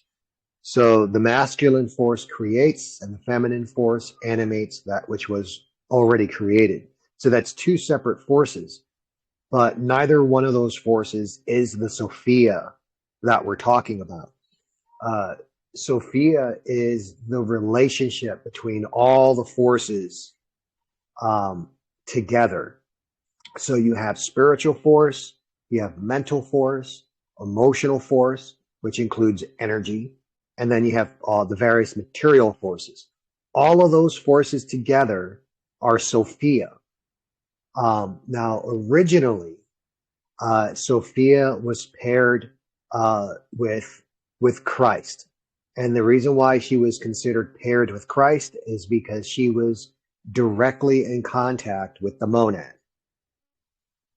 And we were actually just discussing this relationship when we were talking about Stranger Things, how this heavenly spiritual realm has direct contact with God, right? So when the energies are directly in contact with God and they're obeying God. So Sophia is in contact with the Christ. She's in contact with God and she's working with him to manifest reality.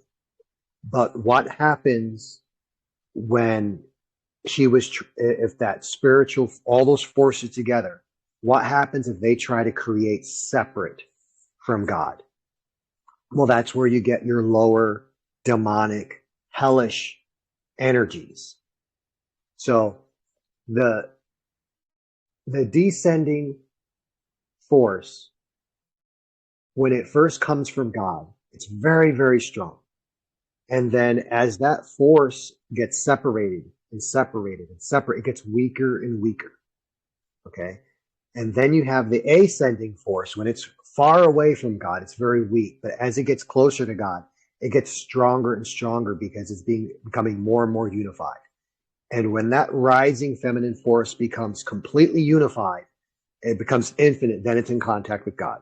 Okay, so you have this play of lower and rising energies. Okay, and when they equalize, and anything at that point would neither rise nor fall. Okay, so imagine you have a person. Okay. And let's say there's no earth. There's just a person. Okay. So the masculine force is pushing him down, but the feminine force is lifting him up. And when they equalize, that person is no longer falling. Okay. And what has happened is so much matter has manifested that we walk on it and call it the earth. But that rising and falling energy, they don't stop there. They keep going. And then they invert and they create the negative spiritual realm. That negative spiritual realm, hell, is not in direct contact with God. So that relationship, negative physical energy, negative emotional energy, negative mental energy, negative spiritual energy, those energies are all working on the earth, but they're not following the direction of the Christ. Okay, so they're all still Sophia. Okay, because Sophia is the total sum of all the energies working together. So when she's working in tandem with the Christ, with the monad, then she creates beauty. But when she goes and she's no longer in contact with God and she tries to create something, well, now she makes the ego. She makes the demiurge. And so where is Sophia today? Well, she's right here. She's here where I am. She's here where you are. She's everywhere because Sophia creates both heaven, the earth, and hell. And everything that is made is subject to her. And so when Christ manifests down on earth, what he's trying to do is he's trying to save Sophia. He's trying to reclaim that energy that has become trapped in the negative spiritual realm. And that's the primary goal, is to reclaim that energy and bring it back to heaven and under subjection to the monad where it belongs. And then us as humans, we get like a secondary benefit because then conditions around us become more heavenly. So I hope that explains it. In my mind, as I'm speaking, it's very clear to me. Somebody asked me a question, if I got to rephrase it. Well, just on the topic is that the same as the Holy Spirit? Yes, because the Holy Spirit is more than just a spiritual force. The Holy Spirit is, well, no, because the Holy Spirit is only holy. Okay, so there's in the scriptures, it specifically says that there's two gods, that there's Christ and the Antichrist. There's the Christ and the devil, and that they're both gods, which means they both are capable of setting rules, and they're both spirits. And then it says that Christ has the Holy Spirit, but then it says the devil has the authority of the air. So the Holy Spirit is when Sophia is subject to Christ. But when Sophia goes beyond the orders of the Christ and she's no longer subject to him, then she becomes the authority of the air. So the same way that there's a spirit and then there's the counter spirit, there's the Holy Spirit and then a sort of unholy spirit. But they're both, all of them are Sophia. So when Sophia is under the Christ as the Holy Spirit, she's free.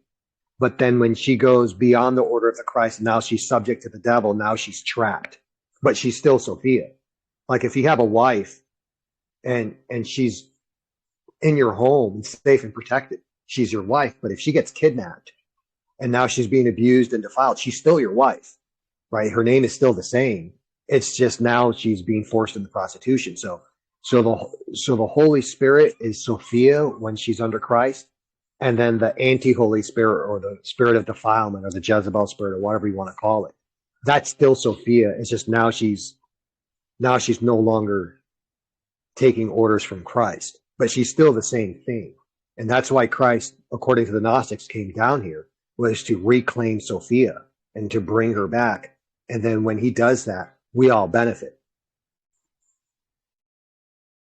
Got it. That makes sense. Yeah. So she is, like you said, the sum of all energies, both what we classify as good or evil and all in between.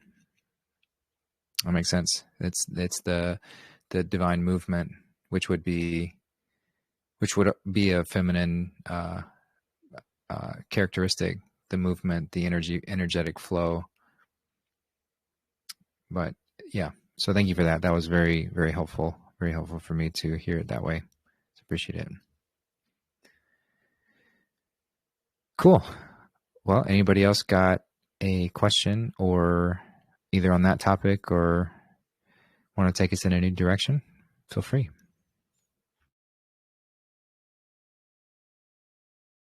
Did everybody understand that? Is that clear?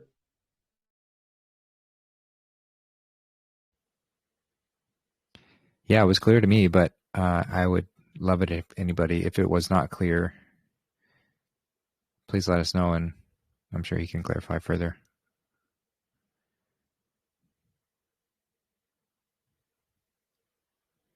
So yeah, well, I'll take that as a yes, it was clear enough.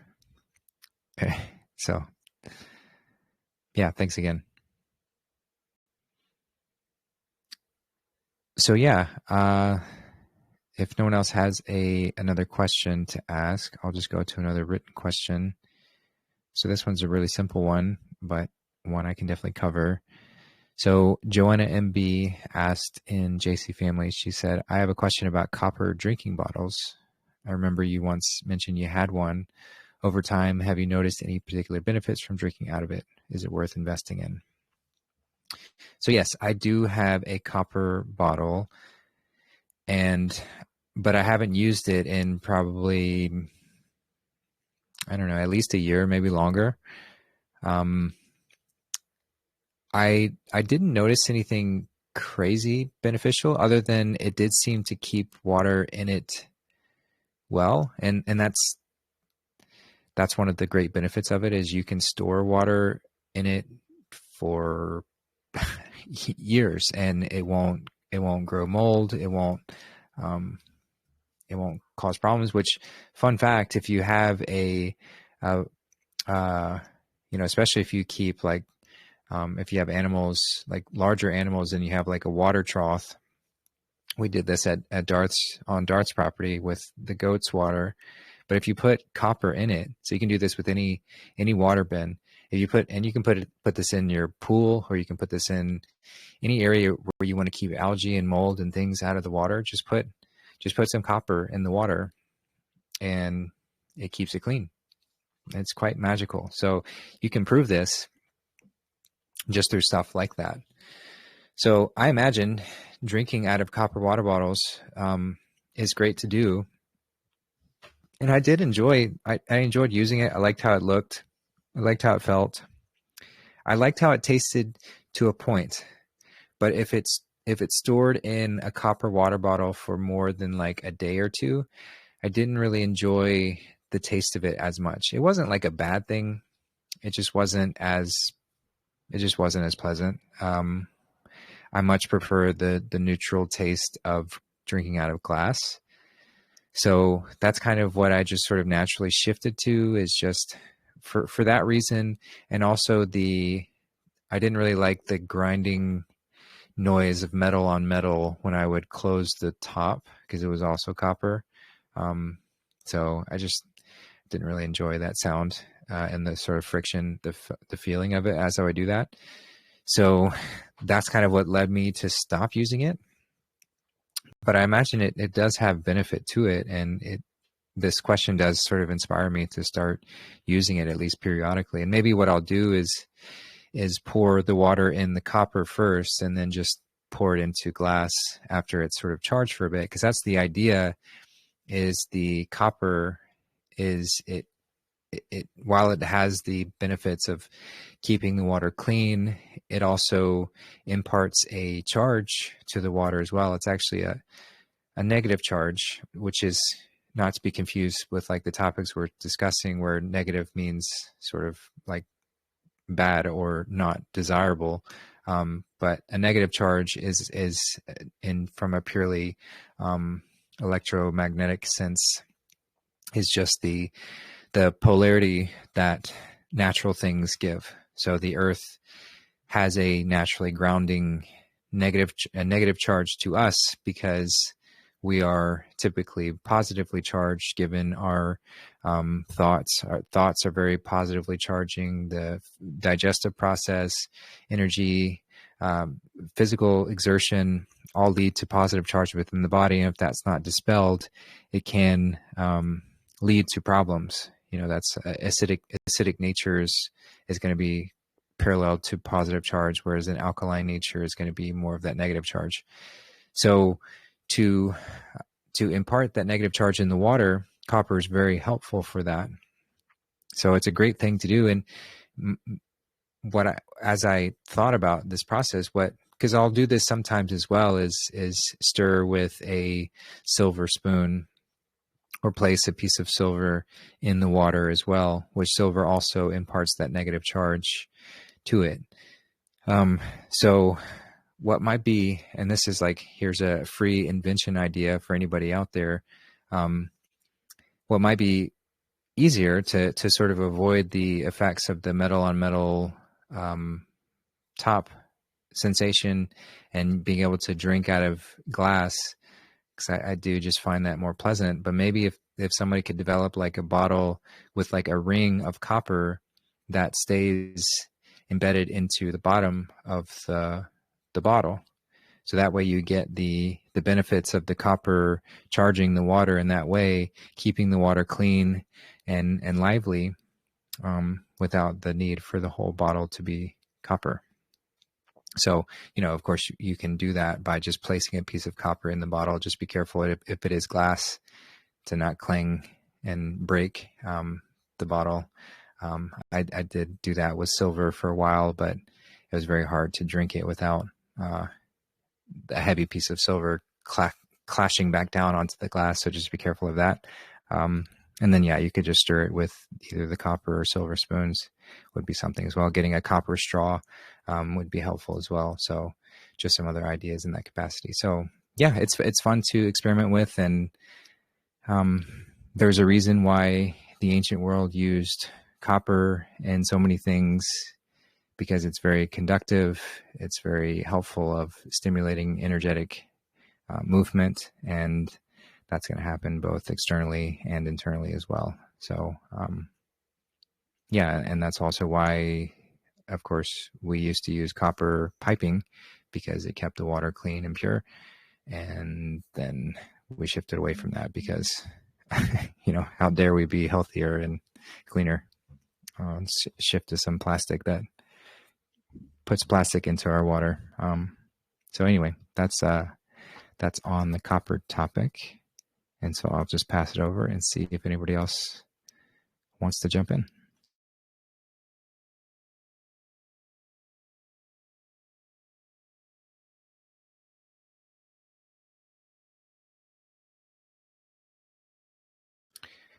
All right. Well, here's another written question. So this one's from a ways back, but I had never gotten around to it. I spoke with her privately about this. This was from Susie Q, and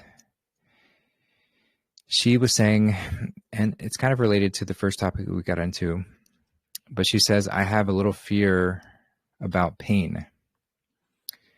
And so she said, I know that if you're in meditation, you're connected with God, that you can go without pain, as if the pain doesn't exist. But I don't think I'm there yet, because I definitely experience pain. So if I was fighting evil, I wouldn't want the evil to take over or to harm me, but I am scared of pain. So what do I suggest one does until you can control pain through meditation, or just be in? So I'll just say generally, pain isn't something that we can ever avoid entirely. That is it's a part of the physical experience that makes it so tangible and real and exciting, which might sound, and one could argue we are kind of masochistic in a way, self-harming in this experience that we've jumped into to forget we're God and go through the process of remembering. But pain is a part of what makes the experience so vibrant. The pain of loss or the pain of even just physical pain. So we figure out this physical experience and learn what not to do and how to care for our body. And but then, of course, there's all forms of pain, emotional pain, mental pain. So I'd say the best thing to do is to frame our relationship with it and move away from thinking that this is something that I have to just avoid at all cost or find ways to push aside, but shift into how can I really celebrate this? Not go seeking it. You know, pain's an indicator. It's an indicator of it's an indicator of something. You know, it's a signal for us to give awareness to wherever it's coming from. So like physical pain, you put your hand on the stove, that's signaling to you to get your hand off the stove. Emotional pain, yeah, it's giving us an indication of where it can give us an indication of where am I attached to something that is creating this level of resistance to change, or where am I what else can I determine from this question of where is this pain coming from and why am I experiencing it? So it's a good thing to be conscious of and consciously experience. But I would say it's not always something to move to avoid, because there is something really special about loving somebody so much that we experience pain when they're no longer in our midst. When we go through the mourning process or of losing somebody physically, there is, as sad as it is, there's something really special about that process, that we can love somebody so deeply that we can miss them so much. So I wouldn't say that it's to ever negate the pain experience entirely, but really just to be conscious, to consciously reframe our experience with it. Now, there is a difference between pain and suffering. Suffering is I would say the ignoring of pain to the point where it becomes a prolonged experience, which leads to suffering. So, you know, and this is harder to define without getting too caught up in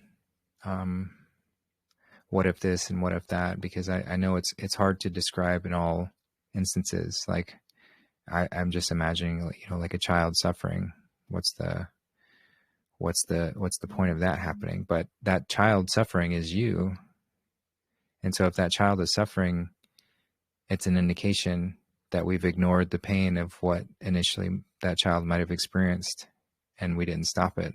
We didn't shift something before it became suffering. So it still is a part of this sort of collective conscious experience of using pain as an indicator and being conscious with it. So we move to shift something, move to be with it. Sometimes the solution to pain is just to be with it, right? To hold somebody, to not leave them hanging. So it turned into suffering that way, or to stop harm from being caused. So that initial pain doesn't lead to prolonged suffering. So again, the pain is an invitation for us to do something, to shift in some way, to be with it. Whereas the suffering is an indication that we have ignored that pain and we've just allowed it to fester and grow, and which is also an indicator. You know, it doesn't mean that suffering is bad. You know, I've heard but it's an invitation to make a shift. I've heard the phrase like, pain is inevitable, but suffering is optional. You know, suffering is an optional part of this experience, whereas pain is inevitable. Pain will be a part of it to some degree or another, but it's our relationship and how we choose to be with it is whether we allow suffering to come into it or not. So that's what I'd say first and foremost. And, how do we shift in our meditations or be with things that cause pain or strengthen our relationship with it?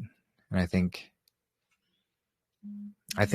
just that is really because of course it could be specific for any one individual, and I could get lost in all the details around each of our relationships with pain and why we might be in a space with that, given our traumatic patterning and whatever we came to.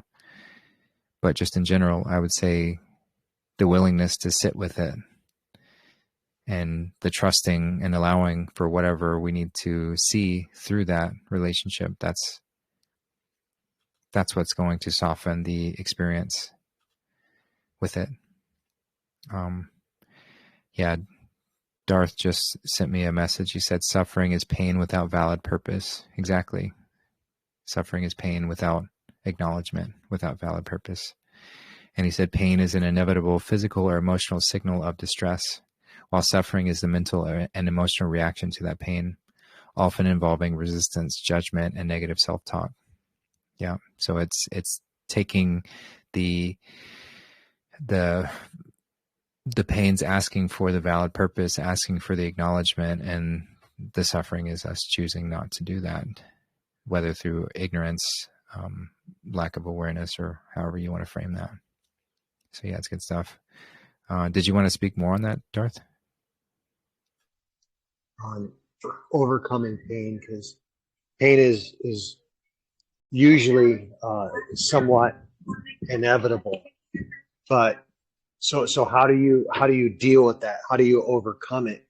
Well, then you need a counter force, because if the pain is one force and you're trying to do what's good, then you need another power supply. So the motivation, you have to develop some sort of motivation or inclination or a tendency to overcome that fear. And so you have to find something that's important to you. That would be more important than your own physical comfort or your own emotional comfort. So you talk about, I think she was talking about resisting evil. Well, why? Why are you resisting evil? Lots of people don't resist evil. So why are you going to resist evil? Is it because you have a relationship with that which is good? Or is there someone you're protecting? Do you have a child, a friend, a sibling, or some reason? And so whenever you find yourself thinking and giving attention to pain or to fear, you just want to acknowledge it and then redirect your attention toward the reason why. So are you just, is it that you want to be the type of person that resists evil and does what's good no matter what? Is that your choice? No one, I can't say what that is. Only you. You're going to have to look inside yourself and find your reason, and then always give your attention to that reason and build it up into a massive force that will then drive you to do what it is that you want. And then eventually that pain will be nothing in comparison to the purpose and the reason and the counterforce. Yeah, very well said. It's like your true north, your first principles, or your code, your compass. To always come back to that as the recalibrating force when we find ourselves being knocked off, and how can I come back and center myself and reorient and use that to overcome whatever it is that I'm experiencing in that moment. And that's the purpose of experiencing whatever it is in that moment, is to give us an opportunity to really strengthen our resolve and strengthen our connection to that which to that which we are. So yeah, that's a great little add too. So I appreciate that. Cool. Well, anybody else got anything they want to jump in with, go over, or speak on that topic, or anything else?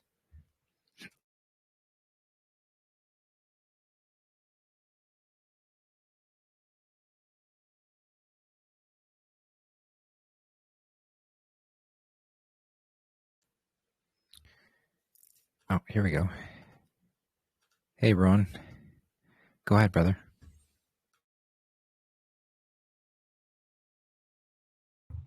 There we go. I think you can hear me now. Yeah, it's a little echoey, but we can hear you okay. Okay, I just changed it. Is that better? Yeah, way better. Okay, good. Yeah, my question, I'm totally hopping on last minute. Time flew by like as if it literally doesn't exist. So, yeah, if we had already brought it up, I don't know. So, pardon me if it sounds repetitive if someone else asked. But yeah, when it comes to this, well, we all know what we're watching is either fake or it's hard to tell if there's recent events that actually happened or if what we're seeing is from 5 or 10 years ago, whatever. And when it comes to things like silver, I mean, it's just like crypto, right? Like people will say all kinds of things and you have to do your own research. I totally understand that.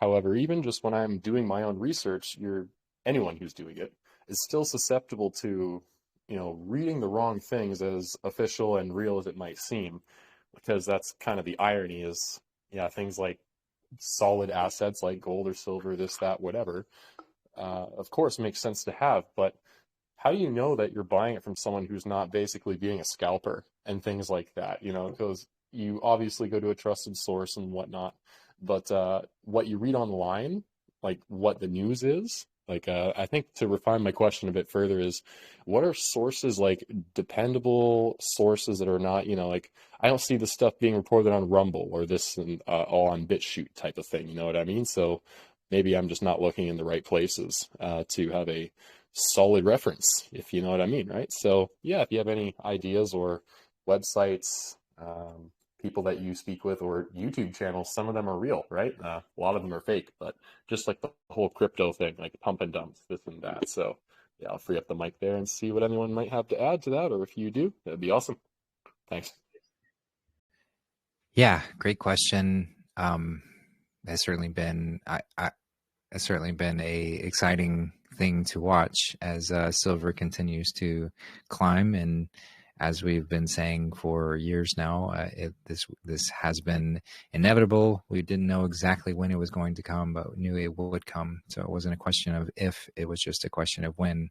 And it's certainly starting. And I don't know how long it's going to take for it to surge to the historical values, which are, from what I've seen, we're not even once we break the $100 an ounce mark, we're not even close to the true value of what it should be. But we're also doing it at the same time as this whole fake fiat system is crashing, and so it's like one's going down and the other's going up, and but it's all part of the plan, the silver bullet to take down the vampire created system. So as far as your question around the ways to know you're buying real silver, I don't have as much experience. I don't have any experience buying silver in Canada, so I can only speak from my experience here. And I don't believe that these companies do ship to Canada, although that could have changed, so you could check. But two companies that I've always used to order from have been SD Bullion and JM Bullion. So sdbullion.com and jmbullion.com. I'm not sponsored by them. I just have used them, honestly, and enjoy them. They've always been good, always been very, very reliable, good prices. I tend to err. I haven't bought silver in a long time. Just haven't been able to. But the more recent purchases were with JM Bullion because they are a bit faster. They seem to be a bit faster in their delivery. So I would typically pardon me. I'm just picking up writing down the names. You said ST Bullion, and then the one you most recently, said? Yeah, so SD, so S is in Sam, D is in David, Bullion, okay. So like silver bullion, bullion.com. Yeah. And then JM. So J is in Justin and M is in Mary, bullion.com. Okay. Awesome. Yeah. Cool. Again, I don't know if they ship to Canada. I know at one point they didn't, but that might have changed. I've seen other retailers that people have used and suggested in JC Family that do ship in Canada. So you could always pose that question there and see if anybody has bought any recently that could share some. And then the other way is just to find like a local retailer. So there are, at least in the US, and again, I don't know in Canada, but I imagine there are some, but there are vendors or people who buy and sell gold and silver and other precious metals. They usually also sell like collector's coins and other things like that. But if you just go into like Google Maps or look in your local area for like, I'll search for like gold, silver dealer and see what pops up. And then I just call around to whatever the listings pop up. And I ask them, hey, do you guys sell silver bullion, which are the silver 1 ounce coins? And if they do, then I ask them how much what their price is for like an American Eagle or whatever I'm looking for. And then, you have it. And a physical store like that, I mean, if I were in if I were maybe in Mexico or some country where you might have a shadier business like that, I would be more wary of going to a physical store. But in the US or Canada or most places where, if they've got a physical store set up, it's likely not a scam. So, and a lot of times they've been doing business for a long time, so you can tell that way as well. And so yeah, those are often, and they rely on their reputation, so they're not gonna swindle you out of stuff. So those are other ways to get it the same day. You just go in with cash and make a purchase. Yeah, so those are sort of the options that I've used. Like I said, I know there are lots of other online retailers, but as far as Canada specific, I do not know. I want to say there was something like, I really can't remember the name. I know somebody suggested one at one time, but I can't remember. So yeah, I would just ask around if those don't work. But yeah, those would be my suggestions there. Don't forget junk silver. Like sometimes if you're really frugal and you don't have the resources to buy a whole ounce or a half ounce, if you keep your eyes peeled and visit the thrift stores regularly, sometimes you'll find junk silver. And when silver finally gets to its final price, even some of that stuff will have some value. And I'll be honest, I haven't always had the money to buy full ounces, so a lot of the silver that I have is just junk silver that I've picked up at thrift stores. That's a really good point. Yeah, like treasure hunting. I should have thought of that. That's awesome. Thank you for bringing that up. Is that, like you can't really predict, right? So when if any of these stores, wherever you are, will get something. But that actually, now that we're along those lines, let's get into some Inspector Gadget stuff here, where if you were to refine your skills to identify junk silver and not give it away to the person you're buying it from, so then they realize and they're like, I didn't realize what I had. Maybe this is a slightly different conversation now, but how can you identify stuff without looking like a scientist? Like, how, like if you know what you're looking at, then they're going to pick up on that, right? And be like, we don't know what we're selling. Not to take advantage of them, but hey, it's up to them if they didn't check it out, right? Type of finders keepers kind of thing is what this really sounds like, I guess. But yeah, what do you suggest for that? How can you tell? Like, do you bite it like gold or something? It's not as malleable, right? So, and that would still look weird. Then they'd think you're hunting. Yeah, I mean, I wouldn't really advocate for doing things. I mean, they're most likely going to know what it is, and especially given the climate of today. And most of the things you're going to find in thrift stores are just silver plated, and they typically are less than 1%, or maybe around 1% of silver content. So you get like silver, cups and plates and things. More often than not, those are just silver plated, unless it says sterling silver, which has to be, I think, like 80 something percent silver. So those do have a high silver content, but those will be clearly marked. And then sometimes it will be, and don't quote me on the numbers. And you can look up all these things. You can look up how to tell what silver markings indicate what, how much percentage are in various things, and how to test it yourself. So that would be my suggestion, is just to go onto YouTube or go to your favorite AI platform and type in, how do I test silver, or what are the different classifications of silver buying in if I'm buying in a thrift store, or what do I look for markings and things like that. And you can educate yourself very thoroughly in that subject, but that's not something that, I have looked up a lot of these things before, but it's not something that I'm consciously floating around, since I'm not actively doing it.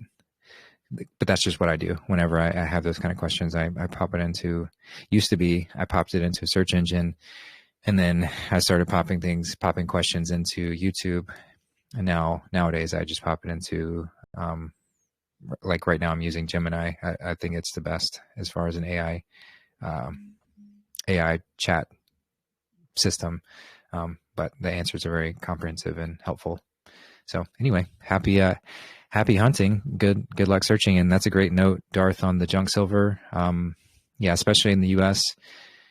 And I think in other countries too, there were times throughout history where the actual coins, based on the year that they were minted, were actually made with a certain amount of silver. So that's what you can often find. And you can find those in the actual gold and silver dealers too, because they sell like collectibles, and so they'll sell like bags of junk silver. So you can get like dimes and quarters that have a certain, I don't know the exact years that it cuts off, but it's like before like just as an example, I don't know this exactly, but it's like before like 1965 or something like that, they were X amount percentage of silver, and before like 1960 they were X percentage more of silver. So yeah, so you can find dimes and quarters and things that are like that, and in the US, and it might be, I don't know Canada's history or if that ever happened there. But those are other options for ways to find less than an ounce of silver to purchase. And yeah, because I've seen people, like when I'm talking about and posting things, people are like, I can't afford it, and I get it. It's hard, it's tough to be able to swing, especially with the prices they are now. But there are certainly ways, if you can get creative and be on the lookout for things, and find stuff that is much less than an ounce, and just any which way that you can collect it is certainly going to be a benefit. But yeah, but I also want to say in that regard, like, don't feel like you're going to be left behind or left out because you didn't get silver. It's not this, we're not moving to a scarcity based system where people are going to be left behind. It's merely just a, like, I view it as just kind of like a fun game. While the system is crumbling, we're going to see this stuff surge, and it will benefit people in the short term who have gotten it, but ultimately no one's going to be left behind. No one's going to be without. We're moving into a space of abundance. Eventually we're going to get so tired of money because everyone's going to have so much of it and not know what to do with it. So trust that. But in the meantime, we're just playing this game as this old money-based system comes crumbling down. So anyway, that's a great question, Ron. Did that cover all your needs? Yeah, it did, specifically regarding things like silver and all that. Yeah, that was awesome. Thanks, you guys. And I had a couple of other good ideas actually just fly into my mind. However, it's something that I'm pretty sure no one has even brought up. I could be wrong.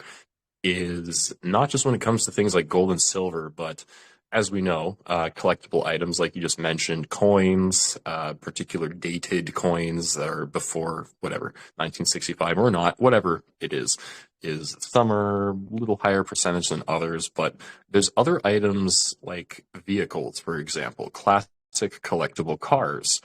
There's, I'm sure maybe some of you guys have seen some, I don't even know what they call these things. They're like stocks, but in classic vehicles. And I highly appreciate this stuff because they are retaining the technologies that keep you free. Like when you know, back in the day, you'd buy a car and you actually just got a car and not a phone with wheels on it. So yeah, I was wondering if anyone actually has experience with investing in classic cars. Basically, yeah, you can find like old Ferraris, Lambos, you know, all kinds of cool things. If you have a genuine interest in this, that's what gives it value. I do. And so if I exist, I'm sure lots of others do. And some of them are very impressive. And they are, you know, stamped with a vehicle identification number. It's not the same as, you know, trying to figure out if the content of whatever metal is as pure as it says it is or not, when why not just get into other things such as vehicles, maybe even historical homes, or what you would call that, a heritage home or something that would be similar, right? So maybe, does anyone have, like, I don't know if this is like a real estate question or if this is like an automobile question. It's more of just like, does anyone have any experience with not only those, but I've been learning, well, I'm not American, can't really do so much of it up here in Canada, but when it comes to firearms, a 1928 Thompson, if it's actually registered and everything goes for the same, you get 4 of those and you have a house. So I've been doing a lot of research when it comes to different things, like what, you know, is not only the best option, but to diversify into other real assets that aren't always houses. It doesn't have to be cars. Like, I guess my question, other extension of this, is what other things do people really get into that are found to be valuable? Because there's so many things, you know, it's like, how can you pick a top 5 or top 10? But the best ones, I think, is what we're all interested in. So cars, bullion or collectible coins, possibly homes. And from the looks of it, what I'm learning about, if you're an American or something, is firearms. And like collecting them, right? Like, you don't even have to be a shooter. Like, same as you're collecting bullion, you have some historical artifact from a battle that, you know, happened so long ago, and it was in the hands of, let's say, Napoleon or something, right? Cool stuff like that. Yeah, anyone got experience with that? If I can jump in here real quick, you can go onto a search engine and search for the 10 most valuable things you can find at a thrift store. For example, Pyrex. Certain types of Pyrex have uranium in them, so you can buy for a couple bucks you can buy a special flashlight, and you can go into the thrift stores and then shine all of their glassware in the store, and if it's got that uranium in it, it'll like sparkle. And that stuff is actually really expensive. And they might be selling it for a couple bucks. But then you can turn around and resell it for, you know, $30 or $40, $50. So books also, they're very valuable books that get donated to thrift stores and people don't know what they're worth. If you're into treasure hunts, thrift stores can be a lot of fun and profitable if you want to make a system of it. You know, make a list of valuable things to look for and just make a list of all the stores in your area and just routinely go through and see what you can find. Yeah, that's the kind of hair comb I was hoping to hear about using. That's cool, man. Yeah, pardon me, Justin.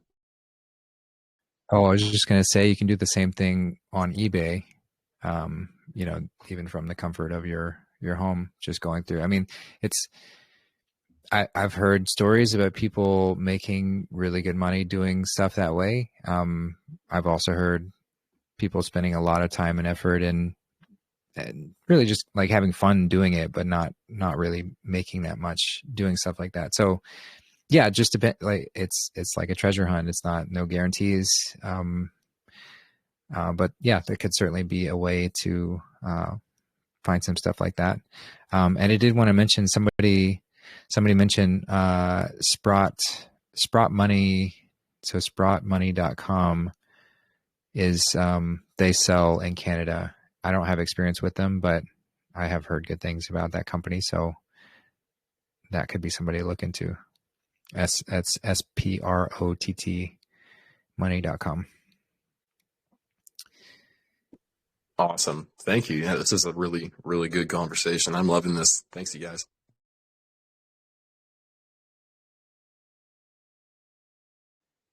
Yeah, and I would also recommend taking your ideas to your favorite AI chat program. Like I said, I like to use Gemini, and just posing that same question.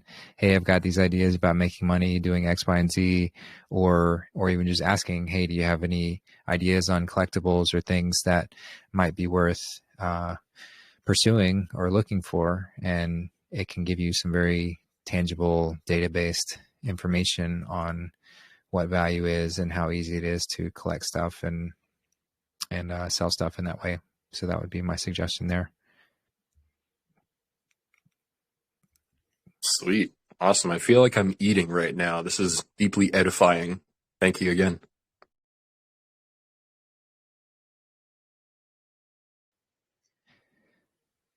Awesome. Well, anybody else got anything, any topics or questions? We've got maybe time for one more. Any others out there?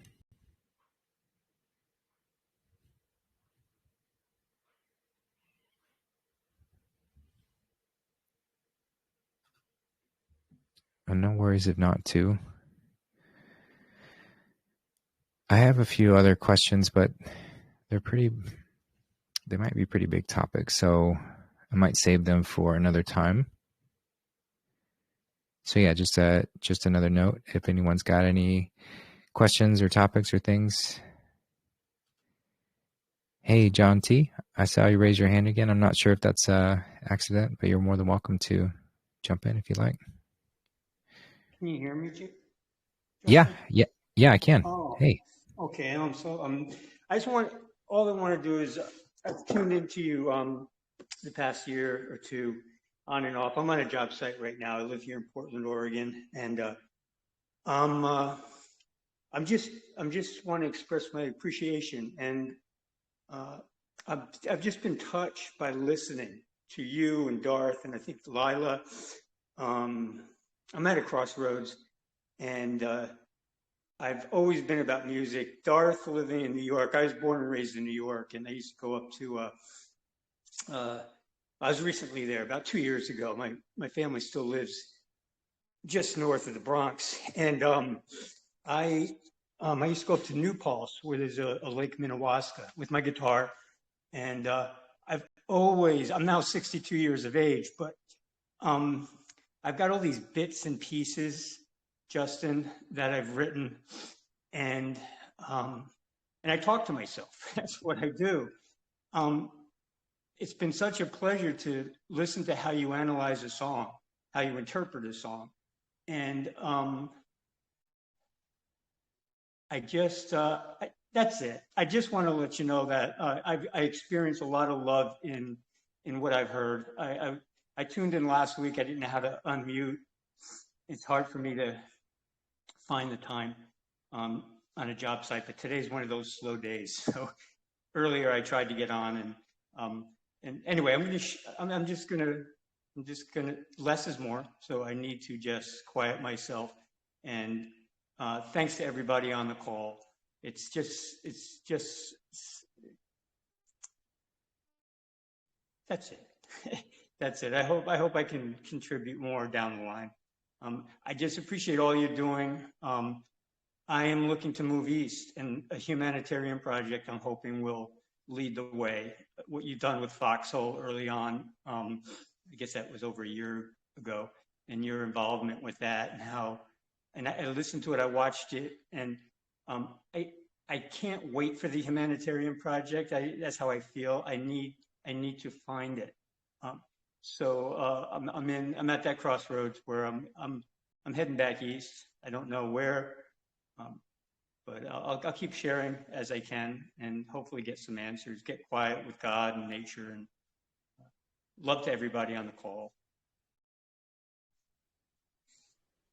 Thanks, John. I'm And so that glad. Mumford, I just gotta say, that banjo song that you did on YouTube. Oh my God, I listened to it 3 times today, and then I noticed it's Thursday, and you had that 12:30 Pacific time where I was able to tune in for a little while. So, it's music that's guided me. Lyrics have guided me. I talk too much and I overwhelm people with my spoken word. That's how I communicate. This is real.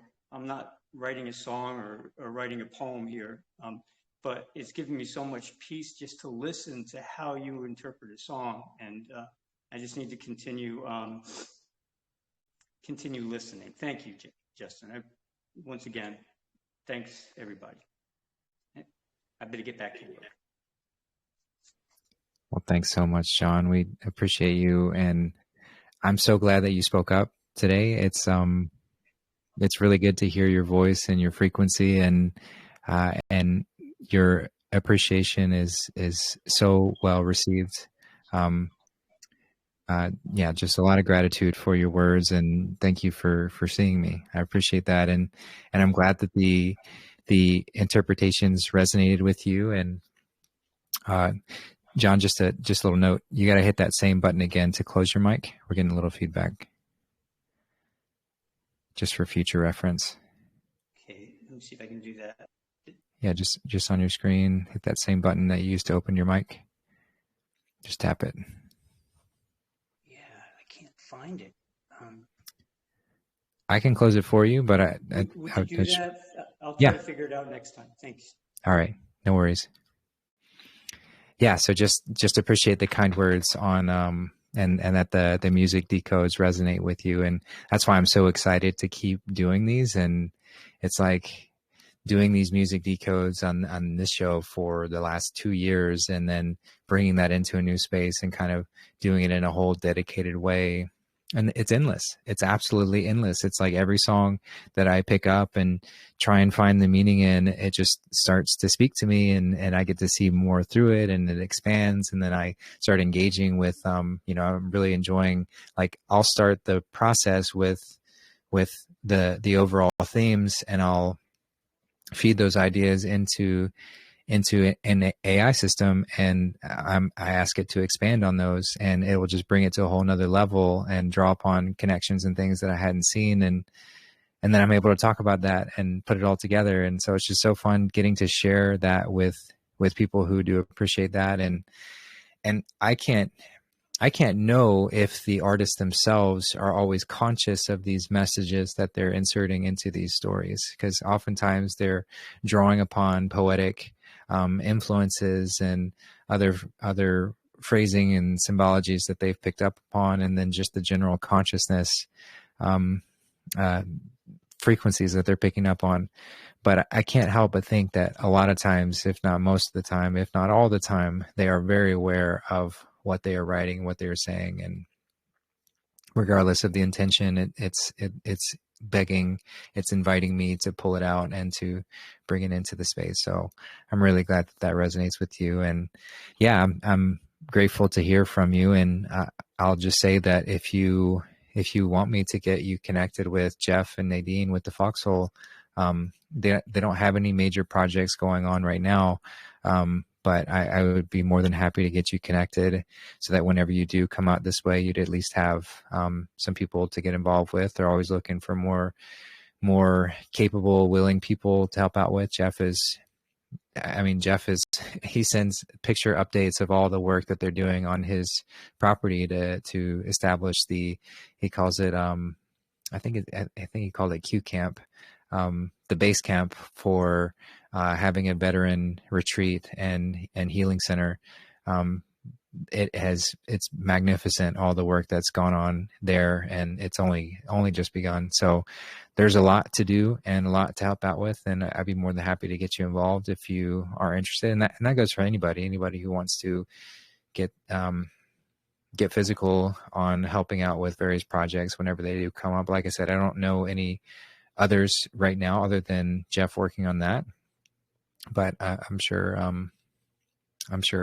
yeah, like you said, the right thing will come along as it's meant to. So just let me know if I can help out with that in any way. And yeah, thanks for chiming in. That's really awesome. Yeah, so I will just pass it over and see if anybody else wants to chime in, share anything, maybe some closing comments before we start to wrap up today.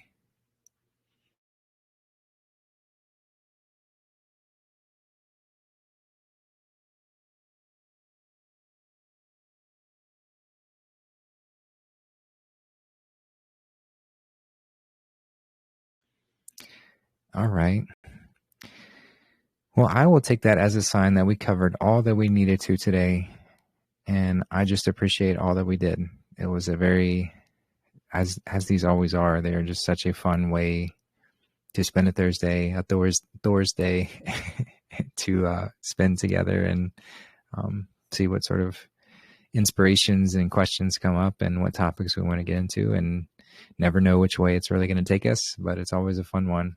So I just want to thank everybody for the energy and the inputs, and whether you're just here listening or speaking or listening to the recording later on, I just appreciate you adding to the space. So with that, I hope everybody has a wonderful evening or day wherever you are, and stay tuned for more exciting things coming down the pipeline. I do want to do a watch party tomorrow night. I'm not sure exactly what on, but I'll keep everyone posted there. We'll get back into the swing of things with doing movies.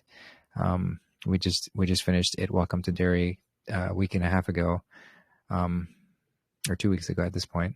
And so we'll get back to watching movies. So there'll be more standalone, not needing to follow the progression. And who knows, maybe I'll, since we just did a horror series, maybe I'll tone it down a bit with this next movie, but who knows? I'm going to see what inspires me for this.